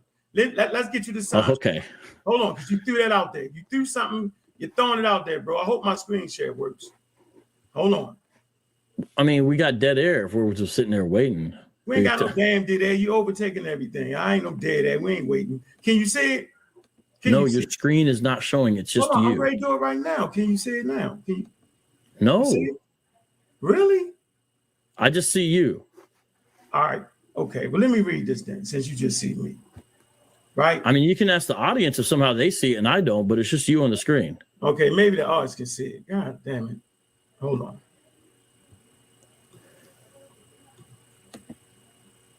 Hold on, let's just get this right. Hold on. So all I want to do, I want to go to the history of science real quick, right? All right. It says science is a systematic enterprise, okay, that builds and organizes knowledge in the form of testable explanations and predictions about the universe. It goes on to say the earliest roots of science, it don't say the Bible, it say can be traced to ancient Egypt, around 3000 to 1200 BCE. Egypt, and they throw in Mesopotamia. It says their contributions to mathematics, astronomy, and medicine entered and shaped Greek natural philosophy of classical antiquity. Thereby, formal attempts were made to provide explanations of events in the physical world based on natural causes. That's it. Now, the scientific method. The history of the scientific method right here. There are few explicit discussions of the scientific methodologies and surveying record from early cultures. It says the most that can be inferred about the approaches to undertaking science in this period stems from descriptions of early investigations into nature in the surveying records. An ancient Egyptian medical papyrus text, the Edward Smith Papyrus, 1600 BCE, applies the following components, explanations, diagnosis, treatment, and prognosis to the treatment of disease, which displays strong parallels to the basic imperial method of science. There you go, bro. So that whole, the Bible and all that nonsense, man, there ain't no Bible at 3000 BCE, bro. We're not gonna play that game. You know what a solar boat? Do you know what a solar boat? Let me just finish, bro. Well, okay. Let me finish. You talking about something else? Let me finish. I'm talking about science. I'm saying you're not going to convince anybody listening that there was Judaism, a Torah, or a New Testament at 3000 BCE. I know you're not trying to say that, bro. I just know you're not. I'm simply saying that science was created in an environment prior to Christianity. Simple as that. So knock it off with the whole stuff coming through the vapors and entering our mind and telling us about a God. We don't know about the biblical God until we run across people promoting the biblical narrative. It's just that simple, bro. And you said about 30 times and 30 different ways trying to act like that some Africans knew the Bible. That's called No, arrogance. I said they knew God. I said No, they knew God. They didn't know that God. No, it say, I am the God of the Well, Hebrews, only bro. one of us quoted Africans here tonight, so you don't have any sources. But I do have a source for you in response to what you just said. You The misquoted ancient Egyptians, and you threw the word God in. Okay, all right. So you talk want over each other. the ancient Egyptians were not responsible for the modern scientific revolution. If you notice, I kept on using the word modern science because that's what you're leaning on, not all the way back to the beginning of when we first had people doing experiments or something like that. The ancient Egyptians believed in solar boats. Why you cut me off? You're doing exactly what sa.neter said. You've been going. Well, listen, I invite him to come back on then and keep time because you've been going a minute, and all I'm doing is responding to what you said. Cut me off though. If we talk at the same time, nobody can hear us. I know, so you should let me respond to what you just said. Listen, go ahead and say what you think you're saying. That's what I was trying to do. But you said it in the middle of me talking, which is rude. Vocabulary. Come stop calling you vocabulary Malone. Yeah, you're using a lot of words. Go ahead though. All right, solar boats. You know what they were for? They were intended to be used by dead kings in their journeys across the sky, because the ancient Egyptians believed that Ra would navigate the sky and the underworld in a boat, a solar boat. And if you get hooked up in the afterlife, you get to be a member of the crew, and you get to sail for eternity in the company of the gods. That's ancient Egyptian beliefs. That has to do with the very rising and setting of the sun, using the certain phenomenological language there. So this is not the modern scientific revolution. Lots of cultures had a mixture of science and alchemy, or astronomy and astrology. You can find that all throughout history. And then one shame is a lot of cultures that did have it forgot how to do it. It was lost. And that's why it took us for a long time to figure out certain things. So ancient man was certainly advanced and complex, which, by the way, I think ultimately contradicts evolutionary theory. But I kept on mentioning modern science because that's what you bank upon. And when you look at the founders or primary developers of a lot of the modern scientific disciplines, they're Christians. Isaac Newton, Kepler, Boyle, Kelvin, Pasteur, Christians, every one of them. And they were in dynamics, astronomy, chemistry, thermodynamics, and bacteriology. Then when you go to oceanography, Maury, Faraday, electromagnetics, Maxwell, electrodynamics, Ray, biology, Linnaeus, taxonomy, all had a biblical worldview. And that's what you bank upon when you start to cite scientific journals. You're not citing something that believes that the sun sets and rises because Ra's navigating a solar boat. Okay, we heard you. Hold on for a minute. You made that up, bro. I made what up? You made that up. First of all, the medical papyrus has nothing to do with a solar boat. The same way the people you just named, when they practice science, they don't have nothing to do with Christianity. You're trying to trick us again, bro. Wait, Isaac Newton has nothing to do with Christianity? I'm going to say this again. No, bro, Newton wrote more on theology than science? Malone, I didn't say that. Vocabulary Malone. Okay. Stop it. Knock it off. I'm saying you're tricking the audience again. Because they was Christians, just because they was Muslims, and just because they practiced Egyptian religion didn't mean they didn't have the ability to practice science. This shit is separate, bro. It's no longer science when you introduce your religion. So all these people, exactly. Bro, listen, hold on, bro. Come on, you trying to play. I'm saying they do not interject Jesus Christ into a scientific experiment. They might pray before they start and pray after they finish, but in between the signs. Don't play that game, bro. Like, don't do it. You almost tricked everybody. You didn't trick me. I heard you. I absolutely heard you. And so back again, so you can actually be a scientist and practice your own religion. So that's not the problem. That is never. We know the Catholic Church funded, you know what I'm saying, a lot of science. So what? That's the funny part about it. That why didn't the people you just named, why didn't they use Jesus Christ? Why they have to use a tool? Science is a tool. Why not just use Jesus Christ? So at the end of the day, bro, listen, man, I'm tired of talking, and we can do this whatever you want. I thought we had a pretty good conversation, but I just want you to know, ain't nothing predestined. right? None of that predestined by the creator.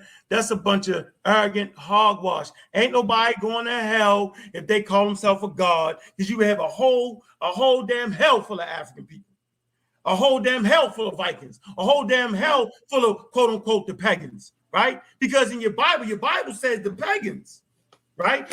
It's the pagans. What is a pagan? We know what a pagan is. A person that worships many different deities, or a person that worships nature. So let me make this last point right here, bro. I don't know why y'all can't see the screen. Hey, sa.neter, you need me. I need to be able to share my screen, bro. You disappeared. You having fun. I need to be able to share my screen. So worshiping nature, is that something that you co-sign? Man, I co-sign all human beings' right to do what the hell they want to do, bro. So why are you mad at me for promoting the God of the Bible then? I'm not mad. I'm mad for you trying to tell other black people what kind of God they should have. I'm mad for you trying to act like that indigenous people had the wrong gods, and since they call themselves God, they're gonna kick open hell. Wait, you're the God killer, bro. Wait, you're the God killer, right? Yeah, so wouldn't you kill the God of the Yoruba as well? Yeah, you're out here. Hey, bro, check it out. We only got one God to kill in the Bible. I got you, bro. The Ashanti had more. I'm talking about killing European gods. Can y'all see me? Can you see my screen? That's not your name, though. It's not European God killer. Hold on, bro. sa.neter, can you see the Your screen is up, brother. Okay, so let's deal with this. The whole time we've been talking about this and that. So let's talk about where God actually comes from. So when the sea saved humanity, it says shortly after Homo sapiens arose, harsh climate conditions nearly extinguished our species. Small population that gave rise to all humans alive today may have survived by exploiting a unique combination of resources along the southern coast of Africa. Early humans used use of marine resources and pigment in South Africa during the Middle Paleocene. Right? This is the Journal of Nature. Watch this. Genetic and anatomical evidence suggests that Homo sapiens arose in Africa between 200,000 and 100,000 years ago. A recent evidence indicate symbolic behavior may have appeared about 135,000, 75,000 years ago. From 195,000, 100,000 years ago, the world was in fluctuation, okay, but predominantly glacial stage, marine isotope stage, MIS6. Much of Africa was cooler and drier, and dated archaeological sites were rare. The point I want to make here is very, very important, is that symbolic thought, symbolic behavior arose in Africa. So before you can even begin to think about a God, you gotta have the cognitive ability to think of things in terms of symbology. While we sitting here having this conversation, I'm pretty sure y'all have thought of other things. I'm pretty sure you've thought of conversations you have had. I'm pretty sure you've thought of a lot of things during me and this dude's presentation. This I'm absolutely sure of. Well, if this is the fact, right, then we're talking about this. Religious ideas are a byproduct of cognitive mechanisms designed for other purposes. So I'm saying the very mechanism that allows you to imagine a conversation, right, with another person, religion co-opts that, and now you're having conversations with God. Artifact, it's a artifacts of ability for imagined social worlds.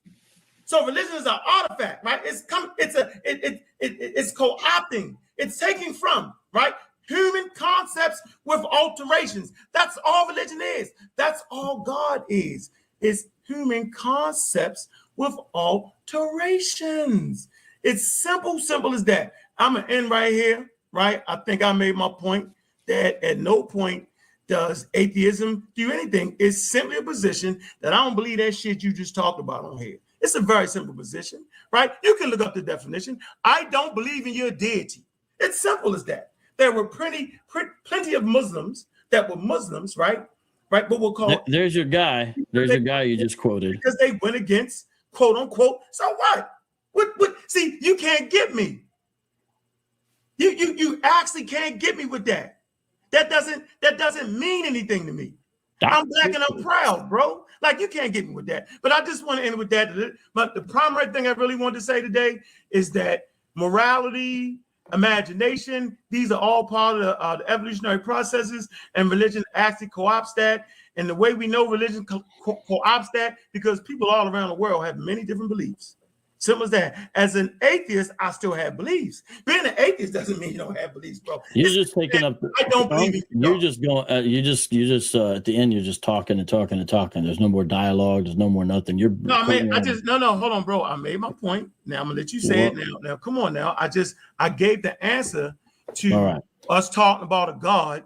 All is based off of the development of the frontal lobe and cognition and religion. Well, you never showed any of that. Now, should whoa. I just showed you that. No, you didn't. You showed us your PowerPoint slide. I'm done. So no, I gave you sources. I gave you the journal. Why should anybody become an atheist like you? I'm not making nobody come. I'm saying we need. Well, then why do you want to kill gods then? Well, let the gods be then, eh? I'm going to tell you. I'm not saying what anybody should become. Okay. Right? I'm not doing what you're doing. You're saying our souls need to be saved. I'm asking about you. Can you answer a straight question about I'm answering. I'm saying I'm not telling nobody what they need to do. I'm simply saying that scientific literacy is a way to be able to understand what the hell you're talking about and realize that you're really. If people can believe whatever they want, why do you go around trying to kill their gods? I actually don't. I haven't done that. Why is the name on your screen that you chose say God killer? Because that's my name. Why is it your name? Because that's my name I chose. Okay, because why did you choose that name? Because I'm killing Vocab Malone's Lord Calvin's God. Well, you had this name before you knew me. So if everyone that's why I got on the script. Of course. If everybody can do what they want, why do you go around saying you need to kill gods? I'm simply saying, Vocab, right? That atheism is a tool, right? It's simply a position to let me know that I'm not afraid that I'm going to hell based off me having gods or not having gods. I have enough understanding to realize that human beings around planet Earth believe, and they all have different gods. Some believe and some don't. And I'm done. Okay, so everybody. If everyone can believe what they want to believe, they certainly can. They have the right. Why do you think it's important to be a God killer? Because you realize that when you talk about indigenous peoples, you're killing all their gods from Mexico to South America to Japan and everywhere else. You want to kill all those gods. So that's you superimposing your Western inherited atheism on other cultures as an outsider, as a foreigner. You're not part of those cultures. And you say you want to destroy their gods. So why are you upset if somebody promotes one God, the God of the Bible? It doesn't make sense because you say you're the God killer. So you don't believe that Zeus is a real God, do you? Zeus is actually a god that actually lives on Earth. Do you believe that ISIS? Do you believe ISIS is a real being? It literally, Zeus actually doesn't live outside of Earth. It tells you. It lives on the Mount Olympus. It's an idea about human beings. But go ahead. Do you believe Horus really exists? No, not at all. So you would kill his concept as a god, right? No, I wouldn't, because it's more. Isn't that part of African spirituality, though? Well, you gonna ask a question and keep talking while you ask the question? So don't ask the question till you finish talking, then, because I don't want to mess this show up. So you think people should still believe in Horus? I think that Jabari has a right to practice his brand of spirituality, right? I don't believe it, but that's his ability. You, on the other hand, is running around telling other black people what they should or should not do. You got a whole channel full of beating up the black Hebrew Israelites. It's if they wrong. They ain't no more wrong or righter than you at the end of the day. Like you follow Lord Calvin. I keep saying it. Lord Calvin is the only one with the memo. How many times I got to say that? It's not true. So repetition doesn't equal truth. So you believe that you never answered the question. You're saying he has a right. You said Jabari has a right to believe it. Absolutely. The question is it right to believe it? Is it actually true? Well, you sure as hell wouldn't know that because you're a damn Christian. I'm asking you. I'm saying you wouldn't know that because you're a Christian. So how? Okay. So don't ask me something that you yourself can't answer. I can certainly answer. Is Jabari wrong? Yes, Jabari's wrong about his views of God. Arrogant. There you go. See, I told you at the beginning. Hey, sa.neter, I'm done with this. At the beginning of the show, I said he's the most arrogant person on planet Earth because he supposes he has the God, and he just did it. All right. So what we're going to do right now, because we're going to open up for question and answers. Yeah, do that. We want to open up for question and answers. Family, call it in. Put the link. Put the numbers up in there, y'all. I'm not going anywhere, but I need to check on my dog real quick. Go ahead, brother. Check on that Doberman Pinscher. Yep, that's right. With the fake is. Yo, you know, I don't want you to curse everybody out in the chat, but there's a lot of people in here saying that Vocab beating you up, man. So what? I ain't mad about that. Okay, there you go. Right. I don't look at that. I don't listen to that. Peace and Black Power family. What's your name? Where you from? Gallery, yo. Hey, this is Apostle, man. Uh-oh. What's up, Apostle? I got a question for Vocab. Okay, hold on. Vocab went to go take care of his little puppy. He got a little Doberman Pinscher, man. I remember them dogs back in the day. Now, tell him I got some bullies over here. Like to be real good friends with them. you got some pit bulls over there? Oh, yeah. Oh, man. He don't want to be friends with him. You speaking to me, Apostle? That's how you do it? What do you think? Unc said you're not speaking to him. That's how you doing it? You see Unc in the chat? Unc right there. My man, Unc is cool. He didn't mention me when he mentioned the Hebrews, though. He just went past my name. But he did mention you. When he say Hebrews, he mentioning you. I apologize.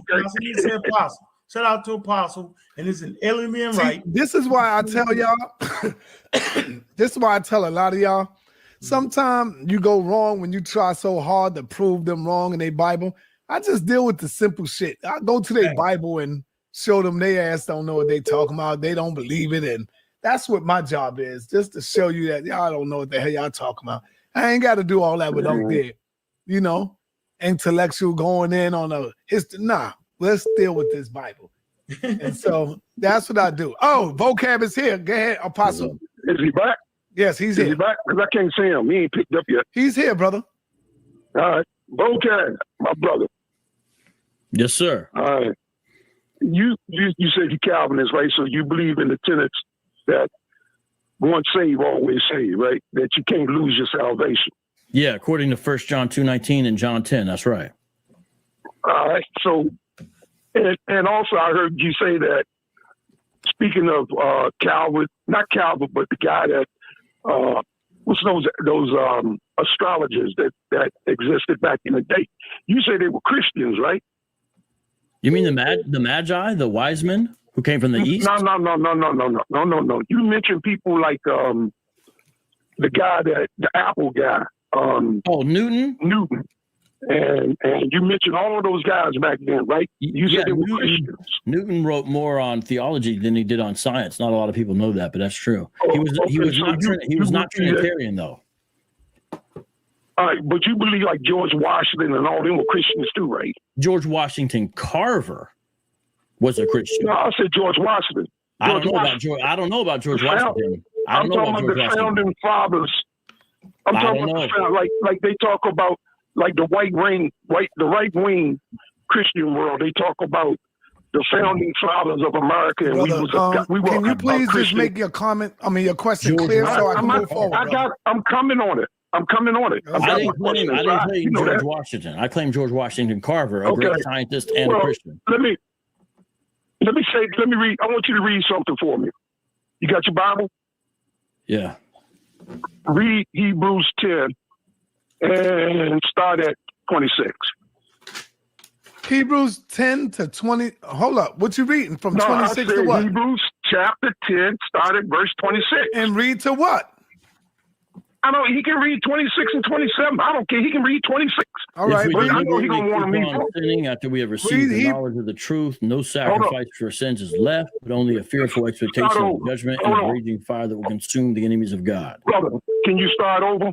sa.neter was talking. Can you start over? If we deliberately keep on sinning after we have received the knowledge of the truth, no sacrifice of sins is left, but only a fearful... No, it don't say keep on singing. It don't say keep on sinning. It says if we sin... Read your translation you want to read. My goodness. Brother. What translation you reading? That was the NIV right there. Oh, no. Read the King James, man. Man, goddamn, it don't matter, bro. This what I'm talking about. But go ahead. It don't matter to me, brother. I'm getting That's to what a point. I mean by this crazy shit. I'm getting to a point. All right, hold on, Apostle. Hold on. This is what I mean by you kill them without. See, look, the Christians ain't following your book. You got a Seventh-day Adventists that don't follow your book. You got Jehovah's Witnesses that don't believe in your book or follow your book. So why everybody got to stoop down? What you're talking about. Why everybody got to stoop down to your book? If you told him to read a scripture, then God damn it, he reading the scripture. And just it's so all you know, crazy shit regardless. The reason why it's translated that way is because it conveys the sense of the present participle. If you look at the present participle for the Greek word sinning, that's what it is. The Greek word for sinning is in the present participle. That's why. Let's read, because you don't know what you're talking about. Well, okay. I'm telling you about the Greek. I don't know. Like any other Christian. Okay. The only Christians. Brother, do you have a question, brother? Do you have a question? Finish with the question, brother. Shit. You man. Now. All right, let me move forward, man. I ain't got time for this shit. I'm already heated already from the day. I ain't got time for this shit. Just so he knows, because I know he's off the air. Peace and Black Power, family. What's your name and where you calling from? Yo, shalom, man. I'm Aaron, and I'm representing with Lions Den and shit, man. I'm with JJ and then. All right, brother. What's your question, brother? Yeah, so I got a question for the man Vocab Malone, because me and him were supposed to debate a 400-year topic on his channel about 3 weeks ago, and the boy running. So I'm here to formally call him out again. The boy running. Brother, do you have a question, brother? We could deal with that behind the scene. Do you have a question? If the way you've been coming at me in my inbox does not make me want to dialogue with you. Coming at him. I don't want to dialogue with you if you're going to keep on being the way you are. Go ahead, say that again, Vocab. He's got to come at me different in the inbox. He's coming all crazy in my inbox and trying all this stuff. Ankh got animated, but Ankh was like cool tonight. I know I could have a cool debate with him. He never went across the line. This dude's in my inbox all like kind of like real passive aggressive, and I don't want to have that dialogue. Although I don't know why he wants to the dialogue of the 400-year prophecy. That thing has been smashed in 2019. It got smashed and smashed and smashed. It's weird he wants to even debate it. But if you would just come a little bit different, we could set it up. But the way you kept on pestering me, maybe say, this isn't going to be a profitable discussion with this guy. Right, man. Because a lot of people don't understand when I tell people all the time that instead of them standing out and being clear, being a shining light, you just like the same dudes on the corner, the way y'all talk. It's just crazy to me, man. You're supposed to be standing out from all of us, from everybody. You claim to be a man of God. You claim to be a Hebrew, whatever the fuck that is today. Because when I hear the Hebrew, all I see is just a dirty ass nigga out there on the street. That's what I'm hearing when I see a nigga say I'm a Hebrew now in today's time. That's what I'm really learning, man. That none of you niggas stand up for what is truth. None of you niggas got nothing on the so-called Jews that you call the fake Hebrews, the ones you call the fake Jews. Nah, nigga, I'm looking at you niggas are the fake Jews. That's some real shit to me, because I don't see none of y'all doing nothing, following this book. And when somebody stand up and tell you this is what it is, what do y'all do? Y'all do fuck shit. Peace and Black Power, family. What's your name? Where you calling from? Yo, this is MJ Jackson. Got a question for Brother. What's up, MJ Jackson?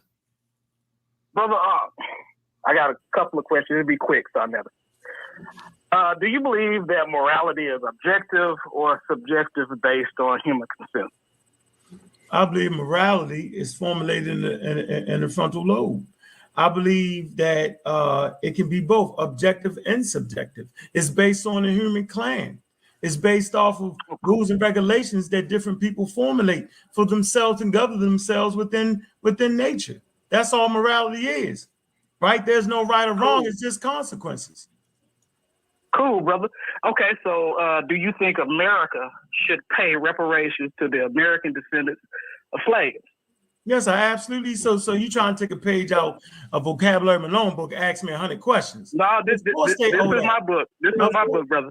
Of course they owe us. Of course they owe us money for working the shit out of us for free. call? Because of what you just said earlier. Why should Americans have to pay for reparations based on something in the past when they did not think it was wrong? The country would only be culpable, in my opinion, if morality is grounded for all people everywhere at all times.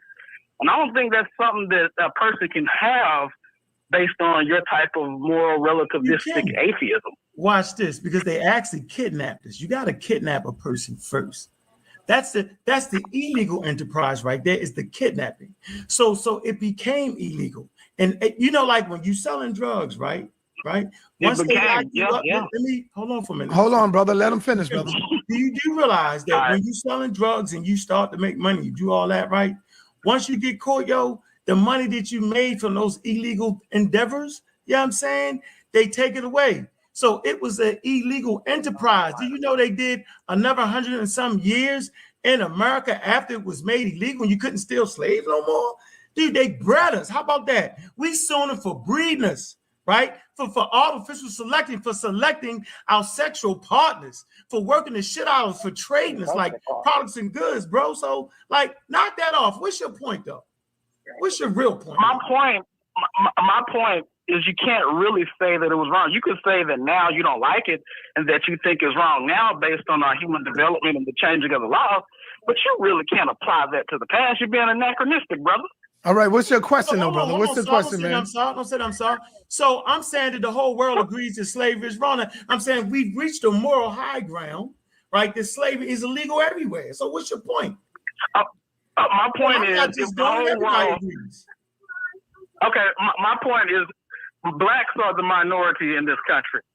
If our morality is based on what the whole world thinks is wrong or right, we could go into slavery tomorrow and it wouldn't be wrong. That's not the truth, yo. Nobody thinks slavery is legal. No, nobody thinks that no more, bro. You're gonna get people to break laws all the time. If we want to play that game. I'm just saying that if it's based on consensus, consensus can change. Okay. So let me ask you a question before you go.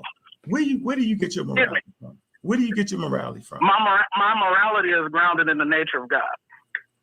What God you talking about? Which one? The God who has revealed himself in the person of Jesus Christ. Bye. See you later. You're arrogant with your man. You're one of the most arrogant people on earth. You keep revealing the arrogancy. See that? It's arrogant. It's arrogant to deny God's revelation when He has clearly revealed Himself. That's the height of hubris. Good job, bro. You just showed that. Hey, sa.neter. All right. Thank you, man. Let me go. Let's moving forward. Moving right along. Hey, Vocab, you want to speak on that? Oh, no. Yeah. Two things. The one is, I don't know if Ankh realized when he keeps on appealing to the frontal lobe as a basis for morality, he's shooting himself in the foot, because according to the same journals he likes to cite, you have lots of evidence showing that we're essentially hardwired for belief in God. And there's a great literature review of the scientific journals written by Casey Luskin in 2014 at evolutionnews.org. Just look up more studies show children are wired for religious belief. And the ending paragraph shows that his own evolutionary worldview has a problem if it's true that we're hardwired for God, because the place that these folks are saying they're finding this is in the frontal lobe.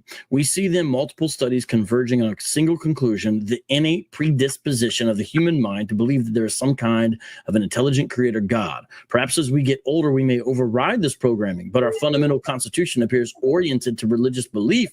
If you are an evolutionary atheist, don't you find this just a bit peculiar?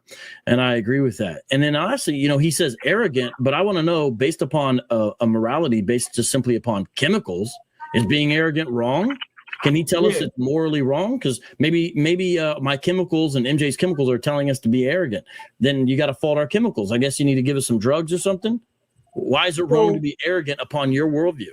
So let me address you. First of all, your brain is not hardwired for God. It's hardwired to believe, right? Believe, period. You're saying it's believing in God. How do we know it's not God? Because everybody has a different idea and concept about a God. Different rules, different regulations. Some you have African social systems that just honor ancestors. They don't have no gods. You got atheistic religions that don't have no God. We're just hardwired to believe, bro. Belief. Simple as that. But go ahead, get the next call. All right. Peace and black power. Armin Ra McCarthy in the building. You next, brother. What's up? What's going on, Sal? What's going on, Vocab? What's going on, Mark? Right. The argument about the argument about the morality being in those chemicals that you cited, though, bro. Like, I believe it's a mixture, but oxytocin is for women to have contractions, lactating the nipples, and gives, you're right, it does give us a sense of feeling good because it also helps responsibility for reproduction. And then anytime we're getting ready to get some, we always feel good. But to say that that is where the morality comes from is, I just can't let you get away with that. And then that, what you cited, bro, comes from the Science Center, who are known atheists. So I believe in the Most High, but I'm coming out of just the biblical sense of the Most High. Like Size always said, you know, it's more to it. Like Vocab, I believe you get stuck in religion so much that you can't get outside the box. You got the right idea about the Most High, but you can't get outside the box because you're stuck in religion.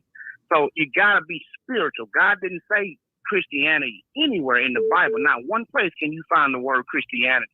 He says, be ye holy as I am holy. And that's those morals that you have when you have a personal relationship with the Most High. And it cannot be blamed on some chemicals, especially not them two. Now, if you come out with some more chemicals, we'll look into it. But those chemicals absolutely are not for that. And vasopressin is what we use in the hospital to raise your blood pressure. So that cannot be, bro. Now, I respect your belief and your right to choose how you believe, but I would hate for you to leave this earth and the Most High show you all the beautiful science that you quote and tell you that door there you'll never go through because you never believed in me. And that's all I got to say. Peace out. Peace. Thank you, brother. All right. Peace and black power. Peace and black power. It wasn't a question, a statement. Peace and black power. We got JJ in the building. What's up, JJ? Yo, Yahweh Bashim, Yahweh Shah, I don't care what D White say. I'm going to keep saying it. But anyway, let me get to the point here, man. This debate was kind of off a little bit. Do you have a question, JJ? Yeah, I do. Okay, can I get into it? Okay, I'll get straight to it. I got to get back to work. I got a question for both of them. Vocab Malone. Is atheism a European concept or an African concept? Well, people haven't. There's been people who haven't believed in God or certain gods almost as far back as we know, but it wasn't really socially permissible in a lot of societies to really come out and be like that. So you find things like politicians using it. You see things like that going on, but it's not really clear that they actually believe these things are held to them. So, I mean, the Bible says in Psalm 14 that the fool says in his heart, there is no God. So I believe that all the way back during that time, there's people who either said they didn't believe in God or lived as if they don't believe there's a God. So I don't think the origin of it can be traced necessarily to Europe or Africa, but the kind of atheism Ankh promotes sounds like something straight out of the European Enlightenment. That's what it sounds like. So I don't know about all the idea in general, but he sounds like he fit right in the French cafe sipping a latte talking about those silly Christians. That's Ankh. Backwards hat when they got a wig on. Hold on, JJ. Hold on for a minute. So what the hell would we look like, right? Being a Calvinist. How exactly would black people look like being a Calvinist? Stop it. Not like vocab. Knock it off, bro. You feel me? So if I was to become a Calvinist, another person can say, look at Ankh practicing what that white boy doing. Like, I'm gonna say it again, yo. Atheism is simply a position. You explained it perfectly, and I appreciate that, bro. You said that there's really no way of telling who believed what, right? In the society. because they had treaties. Like it wasn't, you couldn't come out. You wasn't coming out with that. So through time, we've had plenty of people. I just like to say that human beings have been functioning on planet Earth for at least 350,000 years without Christianity, period. Human beings have been functioning without the mention of a God for that long, bro. So we can go with the evolution. Those two aren't the same thing. I'm just saying religion is burial practices, right? It's a social cultural system. And all that goes back to our earliest people, though. Bro, you rude as hell right now. Let me finish. I'm trying to tell you that you're trying to promote a social cultural system, okay, that is foreign to Black people, because that's all religion is. Simple as that. Okay. All right, my second question. Okay. Ankh, can you name 3 ancient African tribes that promoted atheism? Okay, you ready for the answer? Suppose I can't. What that got to do with me right now in 2021, understanding the world I'm in? Like my ancestors don't have to do nothing for me to have to do it. Like that's a misnomer. That I would actually have to have an African tribe that did this or did that. I simply have the right to pick and choose what I want to pick and choose to raise my kids, to raise my family, right? To be successful in the world I'm living in. I'm tired of people saying that, bro. Come on now. Where'd you get it from then? Where? Man, you it's my flag. Not believing it's my own brain. I'm gonna tell you, JJ, my own mind realizing that the Christians are the most arrogant people on earth, that the Christians and the Muslims enslaved African people, bro. Like he even said it, that the God in the Bible. Hold on for a minute, bro. He even said that the God in the Bible gives you rules and regulations on slavery. So with that alone, I'm done. The dumb verses, the Doctoral Discovery. I did a presentation on it.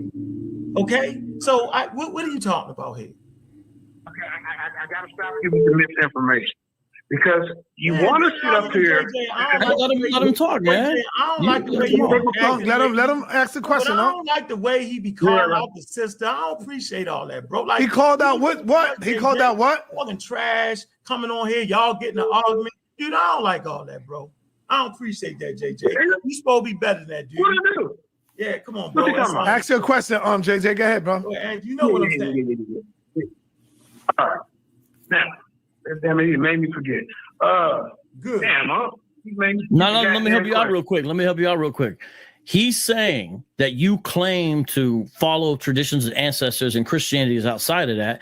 Yet when he asked you to name any ancestor, and he said 3 specific tribes, you can't. Well, hold on. Let him ask. Because I don't want him to lose track of. He made a good point. He's saying you can't point to any ancestral tradition that's atheistic like you, proving what I said earlier, that the type of atheism you practice will be more at home with European Enlightenment type folks hanging out in French cafes, laughing at Christians with Voltaire. It's not an African spirituality in any way. So you just tell people, hey, the Africans were wrong. I like European traditions better.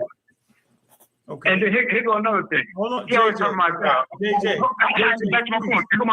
JJ, please, let me answer him. JJ. Let him ask the question. JJ is the one that really asked. Go ahead, JJ. Okay, now I gotta get back to work. Was there any African tribes that sold other African tribes to Europeans? Now let me get the vocab real quick. I'll get to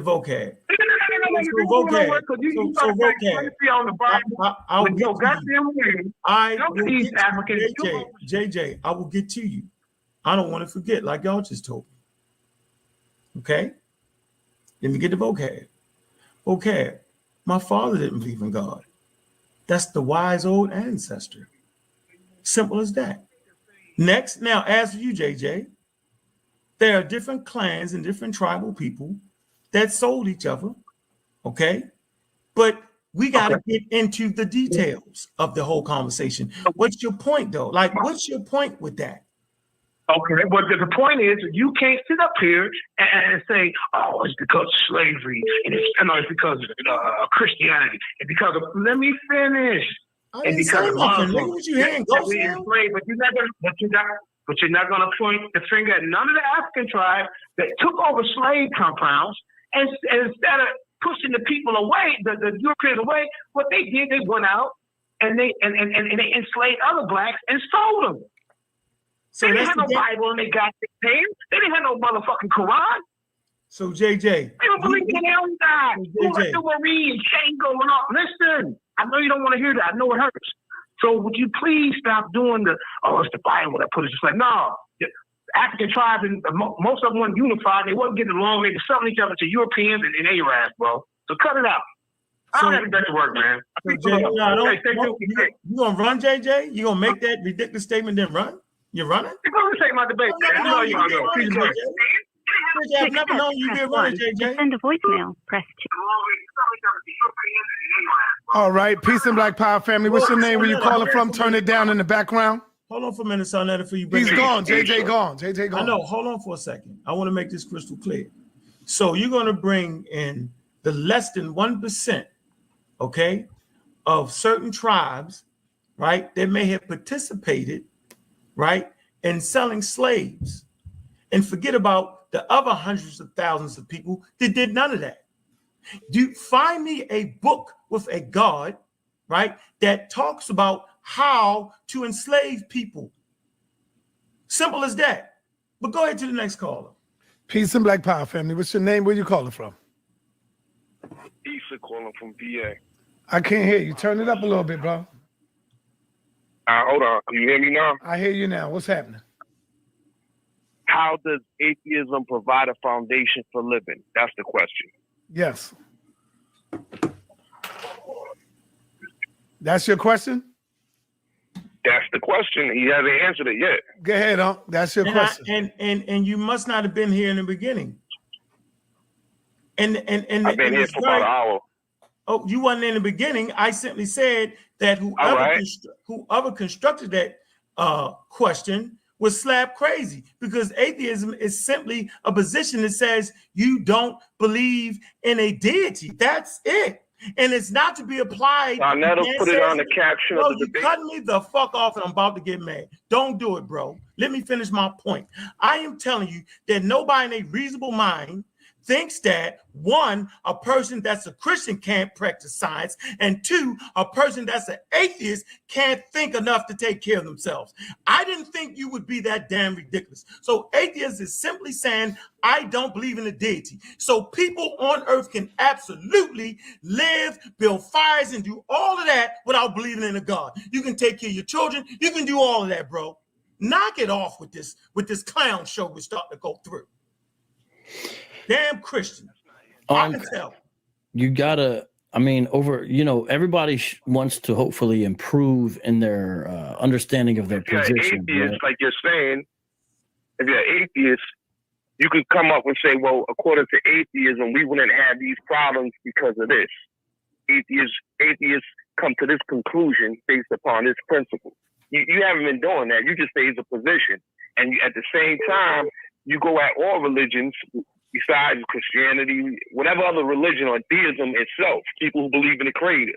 And you're saying, well, that's all make-believe. Brother, let me ask you a question. Whatever that position is with the religion. Yeah, go ahead. Is all religions made up by man, or do you believe it's made up of a God? Yeah, all religions, God only works through the agency of men. Okay. And if he's not working through the agency of men, we're just looking at watching creation. So I ask you, do you believe that religion was created and made by man? All of them, from Islam, Judaism, you name it. Absolutely. Oh, okay. Right. So what are we talking about? No, what we talking about, you say atheism. When you say atheism, right, you're talking about there's no deity at all. No, I'm saying I don't believe it. Yo, we got to put the definition. It's simply saying that I take a position, right, that I do not believe in it. That's it. Y'all keep adding the extra stuff to it. Vocab, but over the years, you always promoted atheism. You even go so far as to say that Africans practice atheism. When anybody who reads anything on African culture shows that all of African spiritual societies, they believe in some type of deity. Okay, can I say something? First of all, you're wrong as hell. You got plenty of African tribes that just venerated their ancestors and didn't have no God. What are we talking about? Can you name one? Can you name one? What are we talking about here? What's this African I'm saying, tribe? I am telling you right now that there are plenty of African tribes, right? I can't even think of it right now. I can't. It's one of the particular. Peace. Man, are we joking right now, bro? I'm trying to tell you that first of all, there are plenty of religions that don't have deities, right? There are plenty. So you basically saying that when I pull up, okay, that there are atheistic religions, okay, that it's clear. African people have the same facilities of thinking like anybody else. The mistake is that all African people believe and all African people pray to a God. That's a European constructed lie. The reality is that there are plenty of African tribes that simply honor their ancestors. And for y'all to act like that ain't what it is, it's ridiculous. I can't even think of the daggone particular tribe right now. But I'm making a statement right now that there are plenty of African groups, right? There are plenty of people in India, plenty of people in Africa, right? That practice have a social system, right? But don't have a God. It wasn't the Zulu who say, "He who roars so that all nations be struck with terror." It wasn't the Benyarwanda who say God has very long arms and the plant protected by God is never hurt by the wind. It wasn't the Kiga who say he is the one who makes the sunset. It wasn't the Gikaiui who say he is the one who makes mountains quake and rivers overflow. It wasn't the Akamba or the Teso or the Vugusu who all say that God is the only one powerful enough to control the spiritual realm. It wasn't any of those. And we could go on. It's quite a long I could name one. I could name one African tribe that didn't believe in the gods. Yeah. What you probably know them as today as the Dogons. The Dogons. They believe in the spirit and power of their ancestors, brother. They worship their ancestors and they dealt with the spirit within themselves, with the ancestors. They didn't believe in a God outside themselves. Unc supposed to know that as soon as he asks you which one, because this what Unc deal with. You don't have to give him which one because there's so many. Well, just give him one. He just said one. So let me give you evidence to the contrary. John Mbiti, the Kenyan scholar, studied over 300 ancestral traditions in Africa and showed how every one that he studied had some kind of concept of the transcendent. And a lot of times Westerners, and that includes everyone on this panel, you're foreigners to the continent, they misunderstand the way the ancestors were viewed. They're essentially viewed as living dead. Very rarely do you find examples where they have where it's really ancestor worship. Most African scholars see the Western slur of ancestor worship as a misunderstanding of the way the ancestors are being revered. It becomes a simplified ancestor worship. So I'll look more into the Dogon, but I'd be curious if that's the exception, because most times when people say, well, you just said give you one, so I just gave you one. I'd be curious if that's right, because see, reverence for ancestors does not mean you don't also hold to a supreme being. You could have both, because there's a hierarchy structure in a lot of African religions, and at the top there is some kind of supreme being who's transcendent, and the way a lot of African societies interact with him is through objects. Now, I don't necessarily agree with that second part, but it shows the two elements of God, the transcendence and the immanence.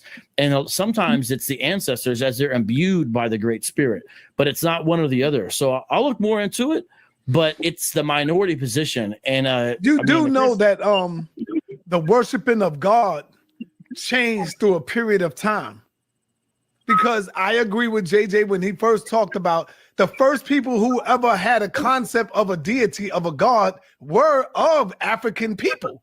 And not all, like said, not all African people bought into that system. But as we evolved and moved forward, Europeans started coming in, the Greeks and everybody started coming in, and they would see how we were worshiping, how we would bow down. And so they took that and they took it back home and began to put their own stamp on what is their God. Remember, we wasn't talking in English, so we wasn't saying God. We would say things like Unkulunkulu, and we would hold up one finger and say Unkulunkulu. Or we would say Nakumpo, Umbelingo, or Shango. You see? So it was totally different from what it is today. Today is strictly some all man-made stuff. That's all I'm saying. Not no disrespect Well, to I'm none of looking that. up at Dogon right now, and they believed in water spirits. They believed in gods of water. They believed in a serpent god named Numo. I don't know what's going on. I just said that they had different terms of this. That's what I'm saying. But you said they only believed it was inside themselves. Hold on for a minute. But according to what I remember, we're using English right now. We're using English, but we all knew that water was a survival. So in African culture, brother, listen to me for a minute, Uncle. I'm gonna let you go. In African culture, we looked at the sun. You see what I'm saying? We looked at the sun because we knew without that sun, there's no life on the planet. We looked at the trees. We looked at nature. We looked at the water. That's what I'm talking about. We wasn't looking towards a man coming from the clouds to save us, to help us, and to put these things on our table. We knew that we had to do these things for ourselves. Now, of course, things changed along the line as we move forward. Everything changes all the time. Nothing in life stays the same. But there's a whole sect of Dogon society that holds to the creator god named Amma. This is what they believe in, and they offer him boiled millet. I mean, they believe in the creator god Amma. It's a whole sect of them. So you basically saying that all the Africans were monotheists? No, I never said that. I never said all African culture were monotheist. So I made a point. I think we all missed it. You got certain tribes in Africa. They gave reverence to the water because it was essential. It was a fishing village. They gave reverence to the fish. This ain't got nothing to do with what you're talking about. You're adding your idea on them. Yeah. Some of them very well may have had that too. You would actually call them atheists. You, like you said, the pantheists, like giving reverence to nature itself. In the Bible, you call them pagans. There you go. You would call them pagans today if you seen them. Right. And so I'm saying is right, wrong, or indifferent. You trying to play this little game like you the authority on African spirituality. You just pulling up something real fast. Encyclopedia Britannica. But I'm never cutting your black ass off. Check this out. Amma, the supreme. Hold on. I've never cut you off though, Vocab. You're just too arrogant at this point. Don't check cut this me out. off. Well, I mean, but you went a lot longer than I did, brother. But don't cut me off. If we brothers, don't cut me off. I've been quiet. I ain't did none of that to you. Come on, man. It's like you're trying to do it on purpose. Let's just continue the dialogue. I'm simply saying that there are people, different tribes and clans all over Africa. There's no one way to have religion. And you know that, but go ahead. And then I'm going to read something since you're going to read something. In the Encyclopedia Britannica, there's an entry about Amma, and it's titled The Dogon God, the supreme creator god in the religion of the Dogon people of West Africa. The notion of a creator god named Amma is not unique to the Dogon, but can also be found in the religious traditions of other West African and North African groups. It may be reflected in the name Amazgib, which is applied collectively to the hunter culture groups who preceded the first dynasty in ancient Egypt. And it goes on and speaks about Amma is the god, one of the god. And I don't understand why we're saying that they're atheistic or something, because look at what it says. Perhaps the first important creation of the Dogon god Amma was the unformed universe, a body that is said to have held all of the potential seeds or signs of its future existence. So he's out here creating life on Earth. And that's a massive sect of the Dogon. So no disrespect, but it does not seem like they're an atheistic group at all. No disrespect. You don't believe that. Hold on. Don't say that I'm saying that. You don't believe that's true. I know I'm contradicting. Hey, I want to bring the caller on, y'all, because we got the caller on. He's been waiting for a minute. Hold on for a minute, sa.neter. So are you saying that's not true?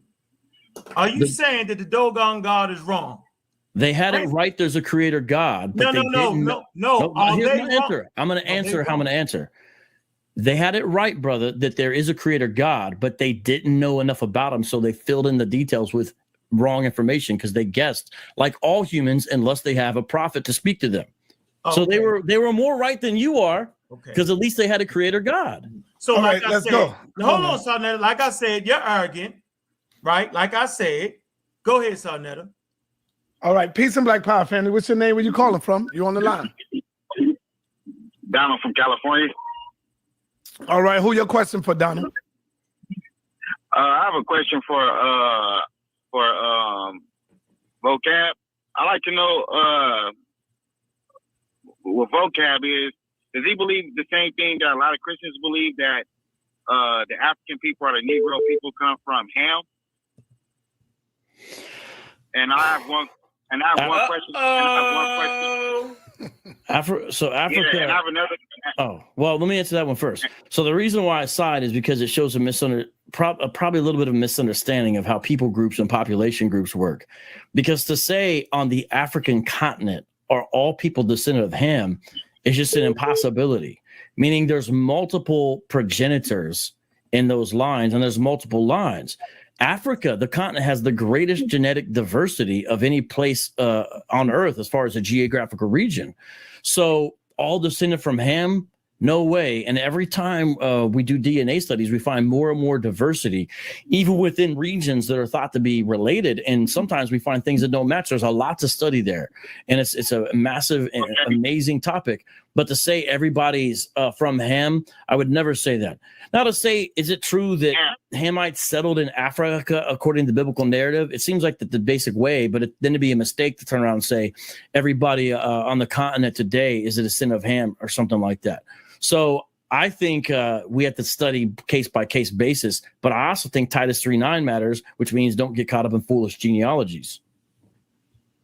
Okay, Vocab. So but you believe that Ham was a progenitor of one particular black race, correct? Well, the term black race is not a scientific term, you know, so it's kind of like. But you know what I'm saying, though, of a dark skinned people. You believe Ham was a progenitor of a dark skinned people. Ham was, it seems most certainly that Ham was a progenitor of some dark-skinned peoples who settled in Africa. That seems about right. Who would them people be today? Who would them people be today, Vocab? Well, you know, we're going back like 4,000, 5,000 years or so. So it's you're like, saying the Bible was that old? Ham was that old? I think at least 2,000 years before Christ. Actually, more like 4,000 or so. As far as because you know Ham, a son of Noah. Yeah, you're going back almost 4,000 years before Christ or so, but not quite that long. So yeah, you're going back really far. So there's just no way to know. I mean, and the Bible doesn't really use this kind of language. You know, it doesn't go around saying Hamites and Semites. It doesn't really use that kind of language. So it's not really even a biblical question. All right, yes, last question, brother. Go ahead, brother. Well, the point I was going to try to make is if Ham was black, and then what was his other two brothers? If they all had the same parent or dark-skinned people, then what was his two brothers? And the last thing I want to say is, like nowadays when people refer to God or use the word God, it kind of refers to like power or like energy. You know what I'm saying? That's what it refers to. Like it more refers to as like a power. You know what I'm saying? Like. You know, what gives your body function? You know, that's what, you know, people are, you know, starting to come out with and starting to how to explain the word God or the title God or Allah or, you know, your power, your energy, what gives you energy to move your eyes. That's what people are considering God. What gives you power to do more than you can normally do. That's what not biblical. That's not a biblical definition of God, though. Well, what I'm saying is, if you see it says, "I am the Lord, your God, your power," you know what I'm saying, and when you look at the people that God ascended, they end up developing a power. Like Moses, he had a power. Elijah had a power. Jesus had a power. No, a power. They had an anointing. Like you mentioned Elijah, the Bible says he had an anointing that empowered him to do things. Yeah, and that's why his student asked for a double anointing, right? Well, that's what he got. You know, saying Elijah and then Elisha. But it's not their own power. What I'm saying is they had a power. They still had a power. Abraham had a power that was recognizable by other people. That's what kind of attracted other people to what these particular people. Not really. I mean, God was with them or not with them. But the Bible talks about the Spirit of the Lord coming upon people, like Samson, for example. But it's not their own internal power. And you know, the Lord can equip people for certain tasks or not, and He still does this today. The Bible speaks in 1 Corinthians 12-14 about the Spirit who gives gifts to the church. And so the gifts today that are important are teaching, gifts of leadership, gifts of generosity. The Bible speaks about, and things like that. But I'm not really sure where you're going with this. Do you have a question related to this? Well, I'm trying to tell you where I'm going with it. I'm saying that people that Moses, before he had ran to the burning bush, he was kind of like normal. After the burning bush, he was not normal. What we consider normal. He had a glow around him. He was illuminated. It was something special about him. And each person that gets reborn, there's something special that happens to you, because that is your proof as an individual. Is your power. This power I got this power from my particular God. You know, people ask it was a theme in the Bible where a man wants to know where somebody's man got this power from, and they say, I got this power from Christ or whatever. But what I'm saying is, throughout the Hebrew history, particular Hebrew men possessed a power, and when they sinned, they lost that power, and they had to get right with God to be able to regain that power. And that's what I mean by as God being referred to as your power, more than what the world is trying to say now, just calling God God and don't know what God means. It means energy. It means power. It means anointing, and all that stuff is what gives you energy and gives you power. If you get anointed to do something, you got the power to go do it. So what I'm saying is, the word God, I think people should just relook at, what we trying to say. You know what I mean? Because really, God, for Israelites at least, it means your power.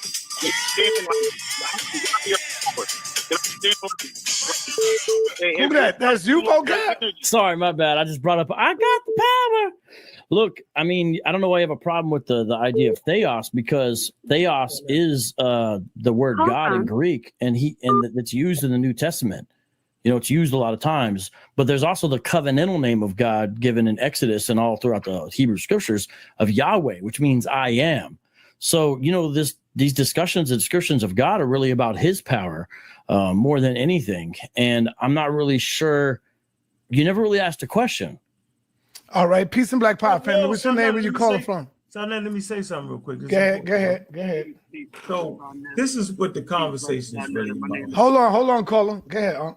So I just want to make this point here, right? We keep throwing the word God around when actually God is a human idea. Religion is a human idea. Let me show you. Watch this. Religion is a social cultural system. This means that human beings create systems, right, to be social, okay, to deal with each other, right? So religion is a social cultural system of designated behaviors. So people create behaviors, right, and practices. People create morals, beliefs, worldviews, texts, sacred places, prophecies, ethics, organizations that relates humanity to supernatural, transcendental, and spiritual elements. However, there is no scholarly consensus over what precisely constitutes religion. Watch this. This is the point I'm making. Different religions may or may not contain various elements ranging from the divine. Some religions don't have divine. Sacred things. Some religions don't have that. So faith, supernatural beings. Some religions don't have that. Supernatural beings or supernatural beings. I'm going to say it again. A supernatural being or supernatural beings, or some sort of ultimacy or transcendency. We heard this guy say that word transcendency over and over again as if that particular vision he was talking about was the right one. Watch this. That will provide norms and power for the rest of life. Religion practices may include rituals, sermons, commemorations, venerations, may or may not include saints, deities, sacrifice, festivals, feasts, trances, incantations, funeral services, marital services, meditation, prayer, music, art, dance, public service, or other aspects of human culture. It's simple as that. So what I'm trying to say is, when he tries to promote his type of idea about God, if you sitting here thinking there's a God that popped up out of the sky, I'm sitting here telling you that God is a human idea. It's a human experience. Human beings make these different religions up. He's arrogant because he keeps trying to tell us that God is transcendental. Well, maybe in my religion, he's not. Maybe I have a religion without a God. So there is no consensus on exactly what a religion is. I'm telling you that human beings do these things. Simple as that. There's no way around it. Simple as Peace that. and Black Power family. What's your name? Where you calling from? What's up, Rob? Peace, brother sa.neter. I just got a question for brother Vocab. Go ahead, bro. I actually got two questions. My first question is, how old is man? How old is man? Who you asking that question to? To brother vocab. However old the earth is. How old is man? However old the earth is. Okay. So my second question is, why did God wait the last 2,000 years to decide to teach man how to live and totally ignore the first 300,000 years, or however old the earth is? Genesis 1 and Genesis 2 have God giving the first humans immediate instructions. He didn't wait. It was the first thing he did. Cultivate the garden, be fruitful and multiply. So that means take care of creation and take care of your family. And then obey me. Don't eat from the tree of the knowledge of good and evil. So from jump, he's been telling us how to live. But we rebel, and that's why we need a savior. Thank you. Well, how old is Genesis? You mean the events of Genesis? They go back to the beginning of the earth. Yeah. Yeah. Not according to the Bible.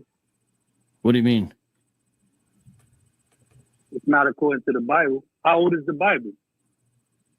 Well, it goes, the Bible's events that it records are right there with the beginning. In the beginning, God created the heaven and the earth. So right there with it. Okay, so the Bible is just as old. So the Bible is just as the events it records. The events it records. So since these things weren't written on rock, which lasts longer, they were recorded on other means. So if you're talking about copies, they don't go back 6,000, 10,000, 50,000 years, right? Because they're not on rocks like the Akkadians did, because the Hebrews had to transport these things. So they wrote on different materials. So the materials are newer, but the events recorded go back to the beginning. That's not true. All right. So what's not true? Hold on for a minute. What's not true? You made that up. I made what up? You made that the events. You made that up, right? You made that up. The events don't go back to the beginning. The events go back to when Hebrews claimed these things. So my question to you is, how do you know? How do you know? Hold on for a minute. Where exactly is the God at, bro? Where's the what? Yeah, where is it that God made human beings? There has to be a place on earth. Oh, in the Garden of Eden. Where at? That's no longer present on the earth because we live. Let me answer the question. Yeah, it's no longer physically present on the earth because of the flood. The flood has changed our geology, but it'd be about in Iraq. It looks most likely, based upon this description, it might be in Iraq, but that's speculation. It doesn't say. Hey, bro. So if your God didn't tell you where the world began, let me tell you where humans began. You don't know. You weren't there. Hold on for a minute. No, I'm going to come at you with this because you interrupted and said I was wrong. Hold on for a minute. I'm going to come at you on this, okay? No, come at me on this one. I'm saying. How do you know? Were you there? Because there's. Were you there? Hey, Malone, I'm about to. Were you there? Right now, I'm about to fuck up the whole. That's okay. Yo, chill. I'm not chilling. You cut him off. Let him finish. Let him finish, Whatever you're gonna say. Relax, it's all right, brother. It's all right. Hey, bro, tell this dude to relax. Don't do that, Saul. You heard me about to talk, and he dove in. So tell him to relax. But he was talking. You weren't there. All right.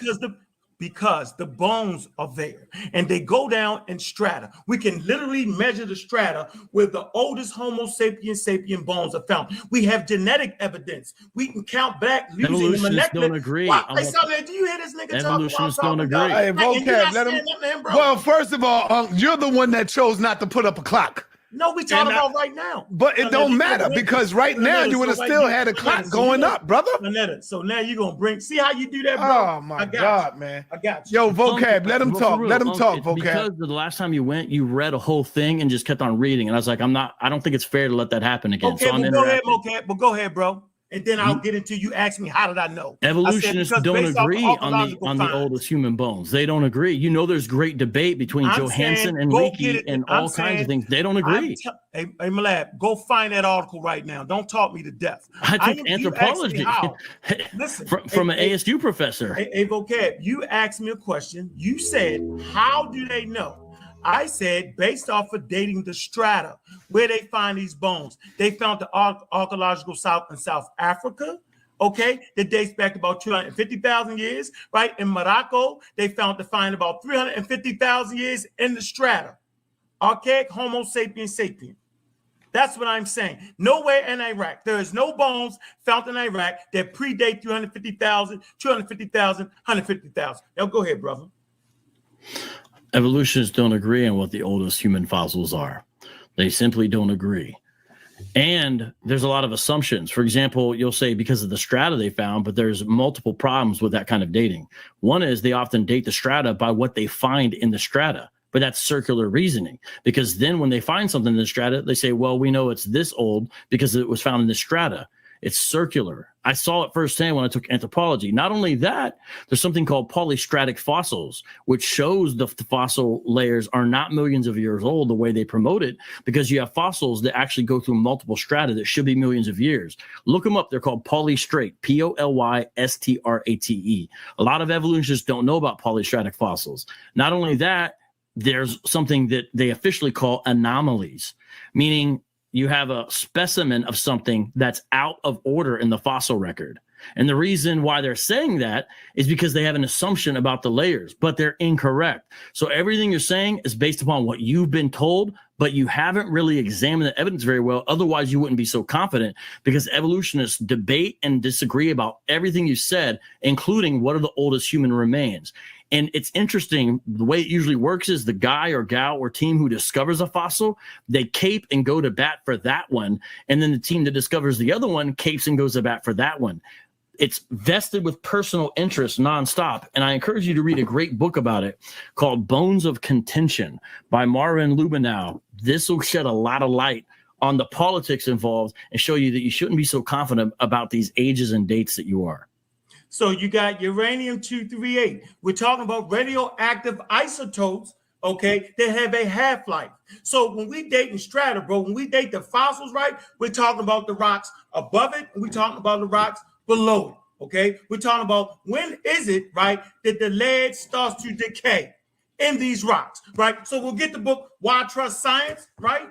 Boom, all right? We'll get the work called Evolution, 2nd edition by Donald Prothero. Right? You just made all that up. There's a scientific consensus that Homo sapiens sapiens started in Africa. You have a religious argument right there. So if you want to debate the quote unquote evolution, bro, we can do that and get paid for that. We can do that. I am telling you that Homo sapiens sapien started in Africa. Whether you think they got the dates wrong, they got the molecular clock, right, where the mutations mutate on a regular rate, and they basically know the basic age of Homo sapiens sapiens as of 2021. So you're making it up. Science does not have to agree, but the scientific consensus clearly says that the outer Africa theory, you know what I'm saying, is proper. Can you overturn the outer Africa theory? No. You're talking about Iraq. You're just trying to fit your political narrative. You're trying to present your quote unquote filled with narratives. You're the one doing that. I'm using science. So as of 2021, the oldest bones of Homo sapiens sapien, anybody knows this, is found in Africa. So do you have an archaeological find in Iraq? Because that's what we talking about. You're trying to trick us up. Do you have an archaeological find, right, in Iraq that's older than the archaeological find of Homo sapiens sapien in Africa? That's a direct question, bro. As you Google shit, I'm asking. Oh, no. You're not going to find modern paleontologists agreeing with the Genesis narrative for the most part. We know that's true. We know that. So I don't expect to find that. But the reason why you wouldn't find that is because the assumption built. Well, see, you just interrupted me.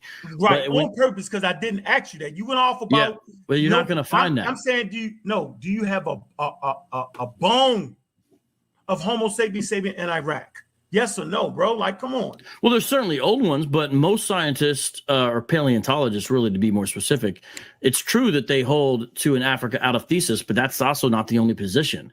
It's the majority position, but it's not the only one. And so, my point by saying that is you're presenting things that you're not letting the audience know are hotly debated amongst evolutionists. And there's splitters and lumpers about where they categorize these things as well. That's another debate. But the out of Africa thesis is one thesis. It is the majority one, but there's other thesis even amongst the evolutionary community. And so my point by saying all that is it's not some unanimous thing, but very few paleontologists are taking the perspective of, the Bible is accurate. That's not what they think. But there are exceptions. A great example is Kurt Wise, who is trained under the great Stephen Jay Gould. Kurt Wise is trained at Harvard and the University of Chicago and does hold to the reality of the biblical narrative like I've been talking about, and has done great research in something called baraminology. So the majority doesn't equal true or right, but you're not going to find someone who's like, here's the real evidence. And honestly, a lot of these assumptions, I think, have latent racism in them. And that's why you would see older writers. Now, they don't say this kind of stuff anymore, but older writers assuming that Europeans were the most advanced and most highly developed. And that was one of the reasons, it's almost like they viewed African people sort of as first and lower on the evolutionary tree. This is just a reality that's in the sources. Now, they don't talk this way anymore. But I think it's important to recognize some of the assumptions and things that go into some of modern evolutionary theory. And, you talk about the fossil record and the layers. There's no place on Earth where the complete fossil record that is laid out in textbooks is found on the Earth. There's layers missing. They're out of order every time. The only place the so-called geological column is found is in the textbook. That's why if you go to the Grand Canyon, you'll see the layers will say, here's this layer, here's that layer, but they're never in the prescribed order and they don't include everything. So there's a lot of assumptions, a lot of things that are missing, but it sounds like you just take a lot of it on faith. So what I'm saying is you made all that up, okay? No one's doing that. Okay, you can read the book once again. By Donald Clefero. Matter of fact, he talks about the Grand Canyon and how religious people try to debunk that. It's a bunch of malarkey, right? No, science is having other scientists weigh in on it. Science is actually having a conversation. Science is actually dealing with the data. So what I am saying is no one is just reading anything like you're claiming.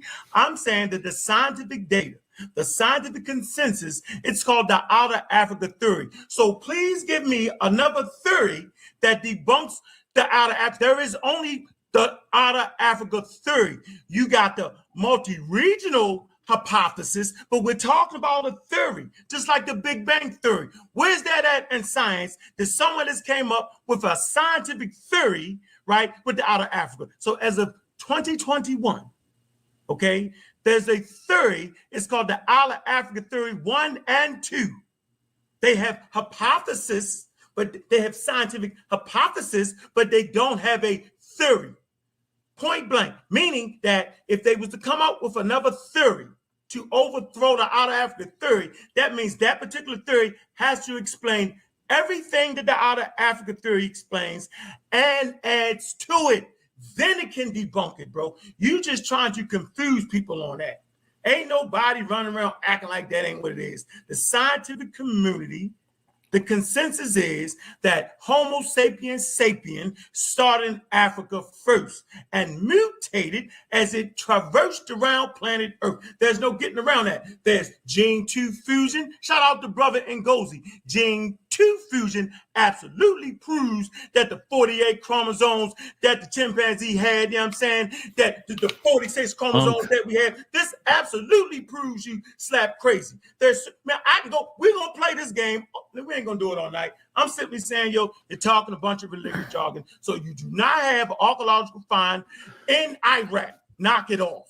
All right. Hold on, Vocab. But see, that's what I'm talking about, the grandstanding. I never went on that long. That's why you get interrupted, is because you go on all long. You did go ahead, it numerous go times. That long. Go ahead. Go that long. Go. Nah. Well, when you to a caller, when you go, Vocab, I'm gonna let y'all go ahead and close this thing out. All right. Yeah, I'm gonna let y'all close it out. Back to the topic that we agreed to discuss. Back to the topic at hand, which is, does atheism provide a foundation for living?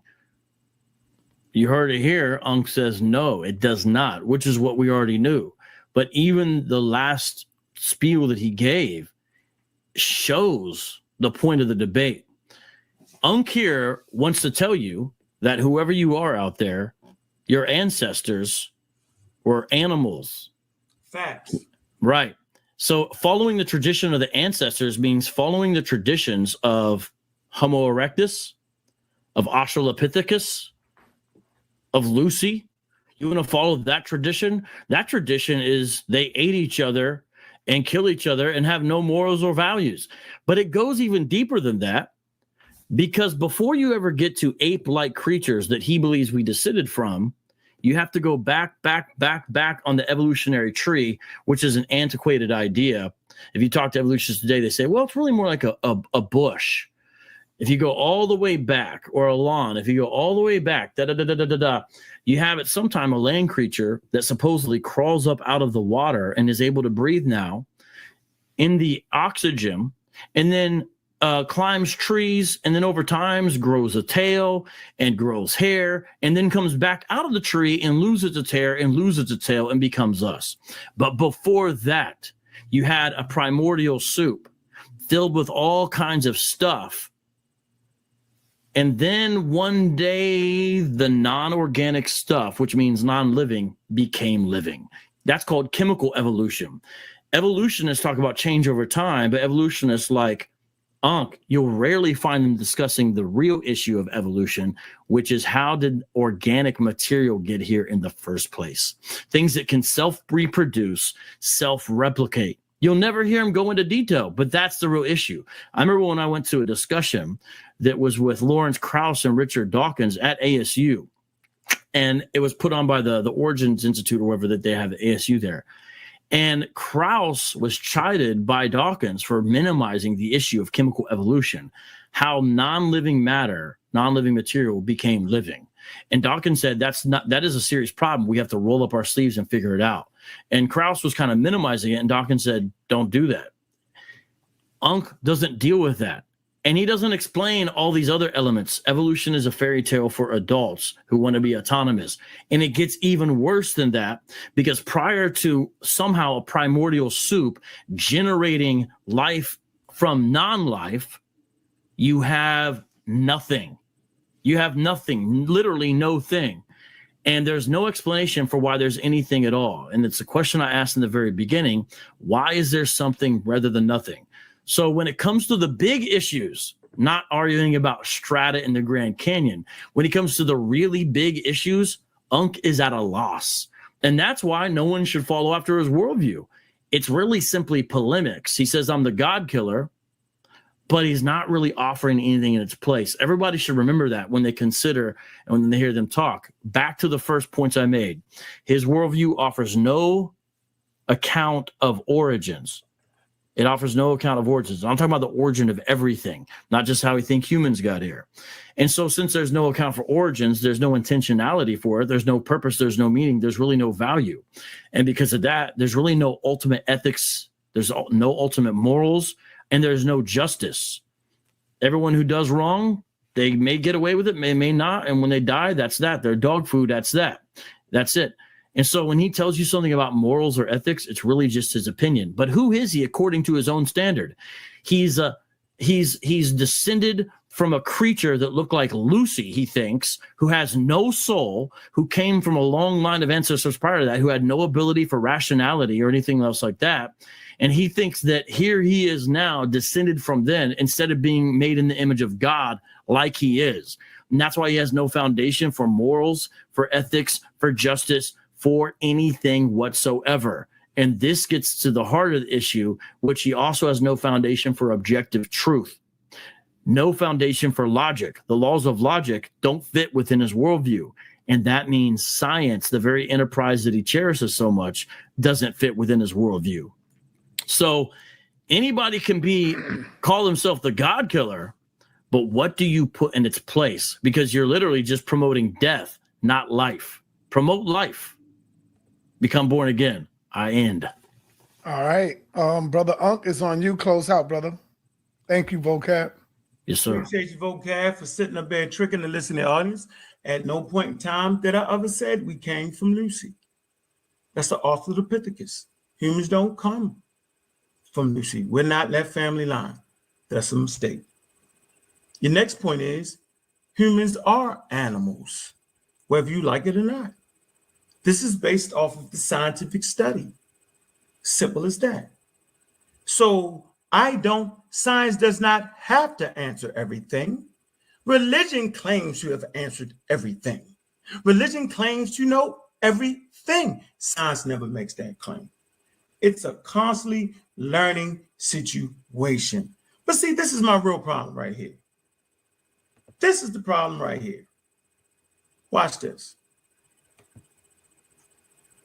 When you use his quote unquote book, right? You go to Ephesians 1:7.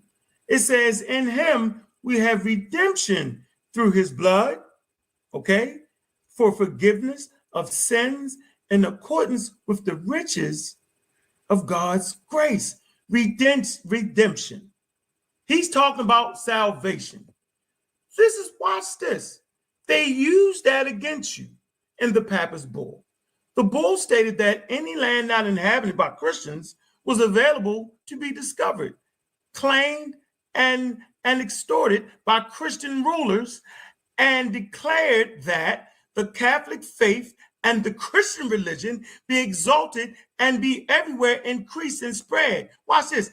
That the health of the souls, because that's the last thing he said, right? That the health of the souls be cared for, and that the barbarous nations be overthrown and brought to the faith itself. Ladies and gentlemen, he's talking about a cultural container that was inflicted on indigenous people. He's taken away your ability to think for yourselves. So the question is, which was an ill-formed question, because atheism is simply a quote-unquote position. But one thing is for sure, an atheist can absolutely understand science.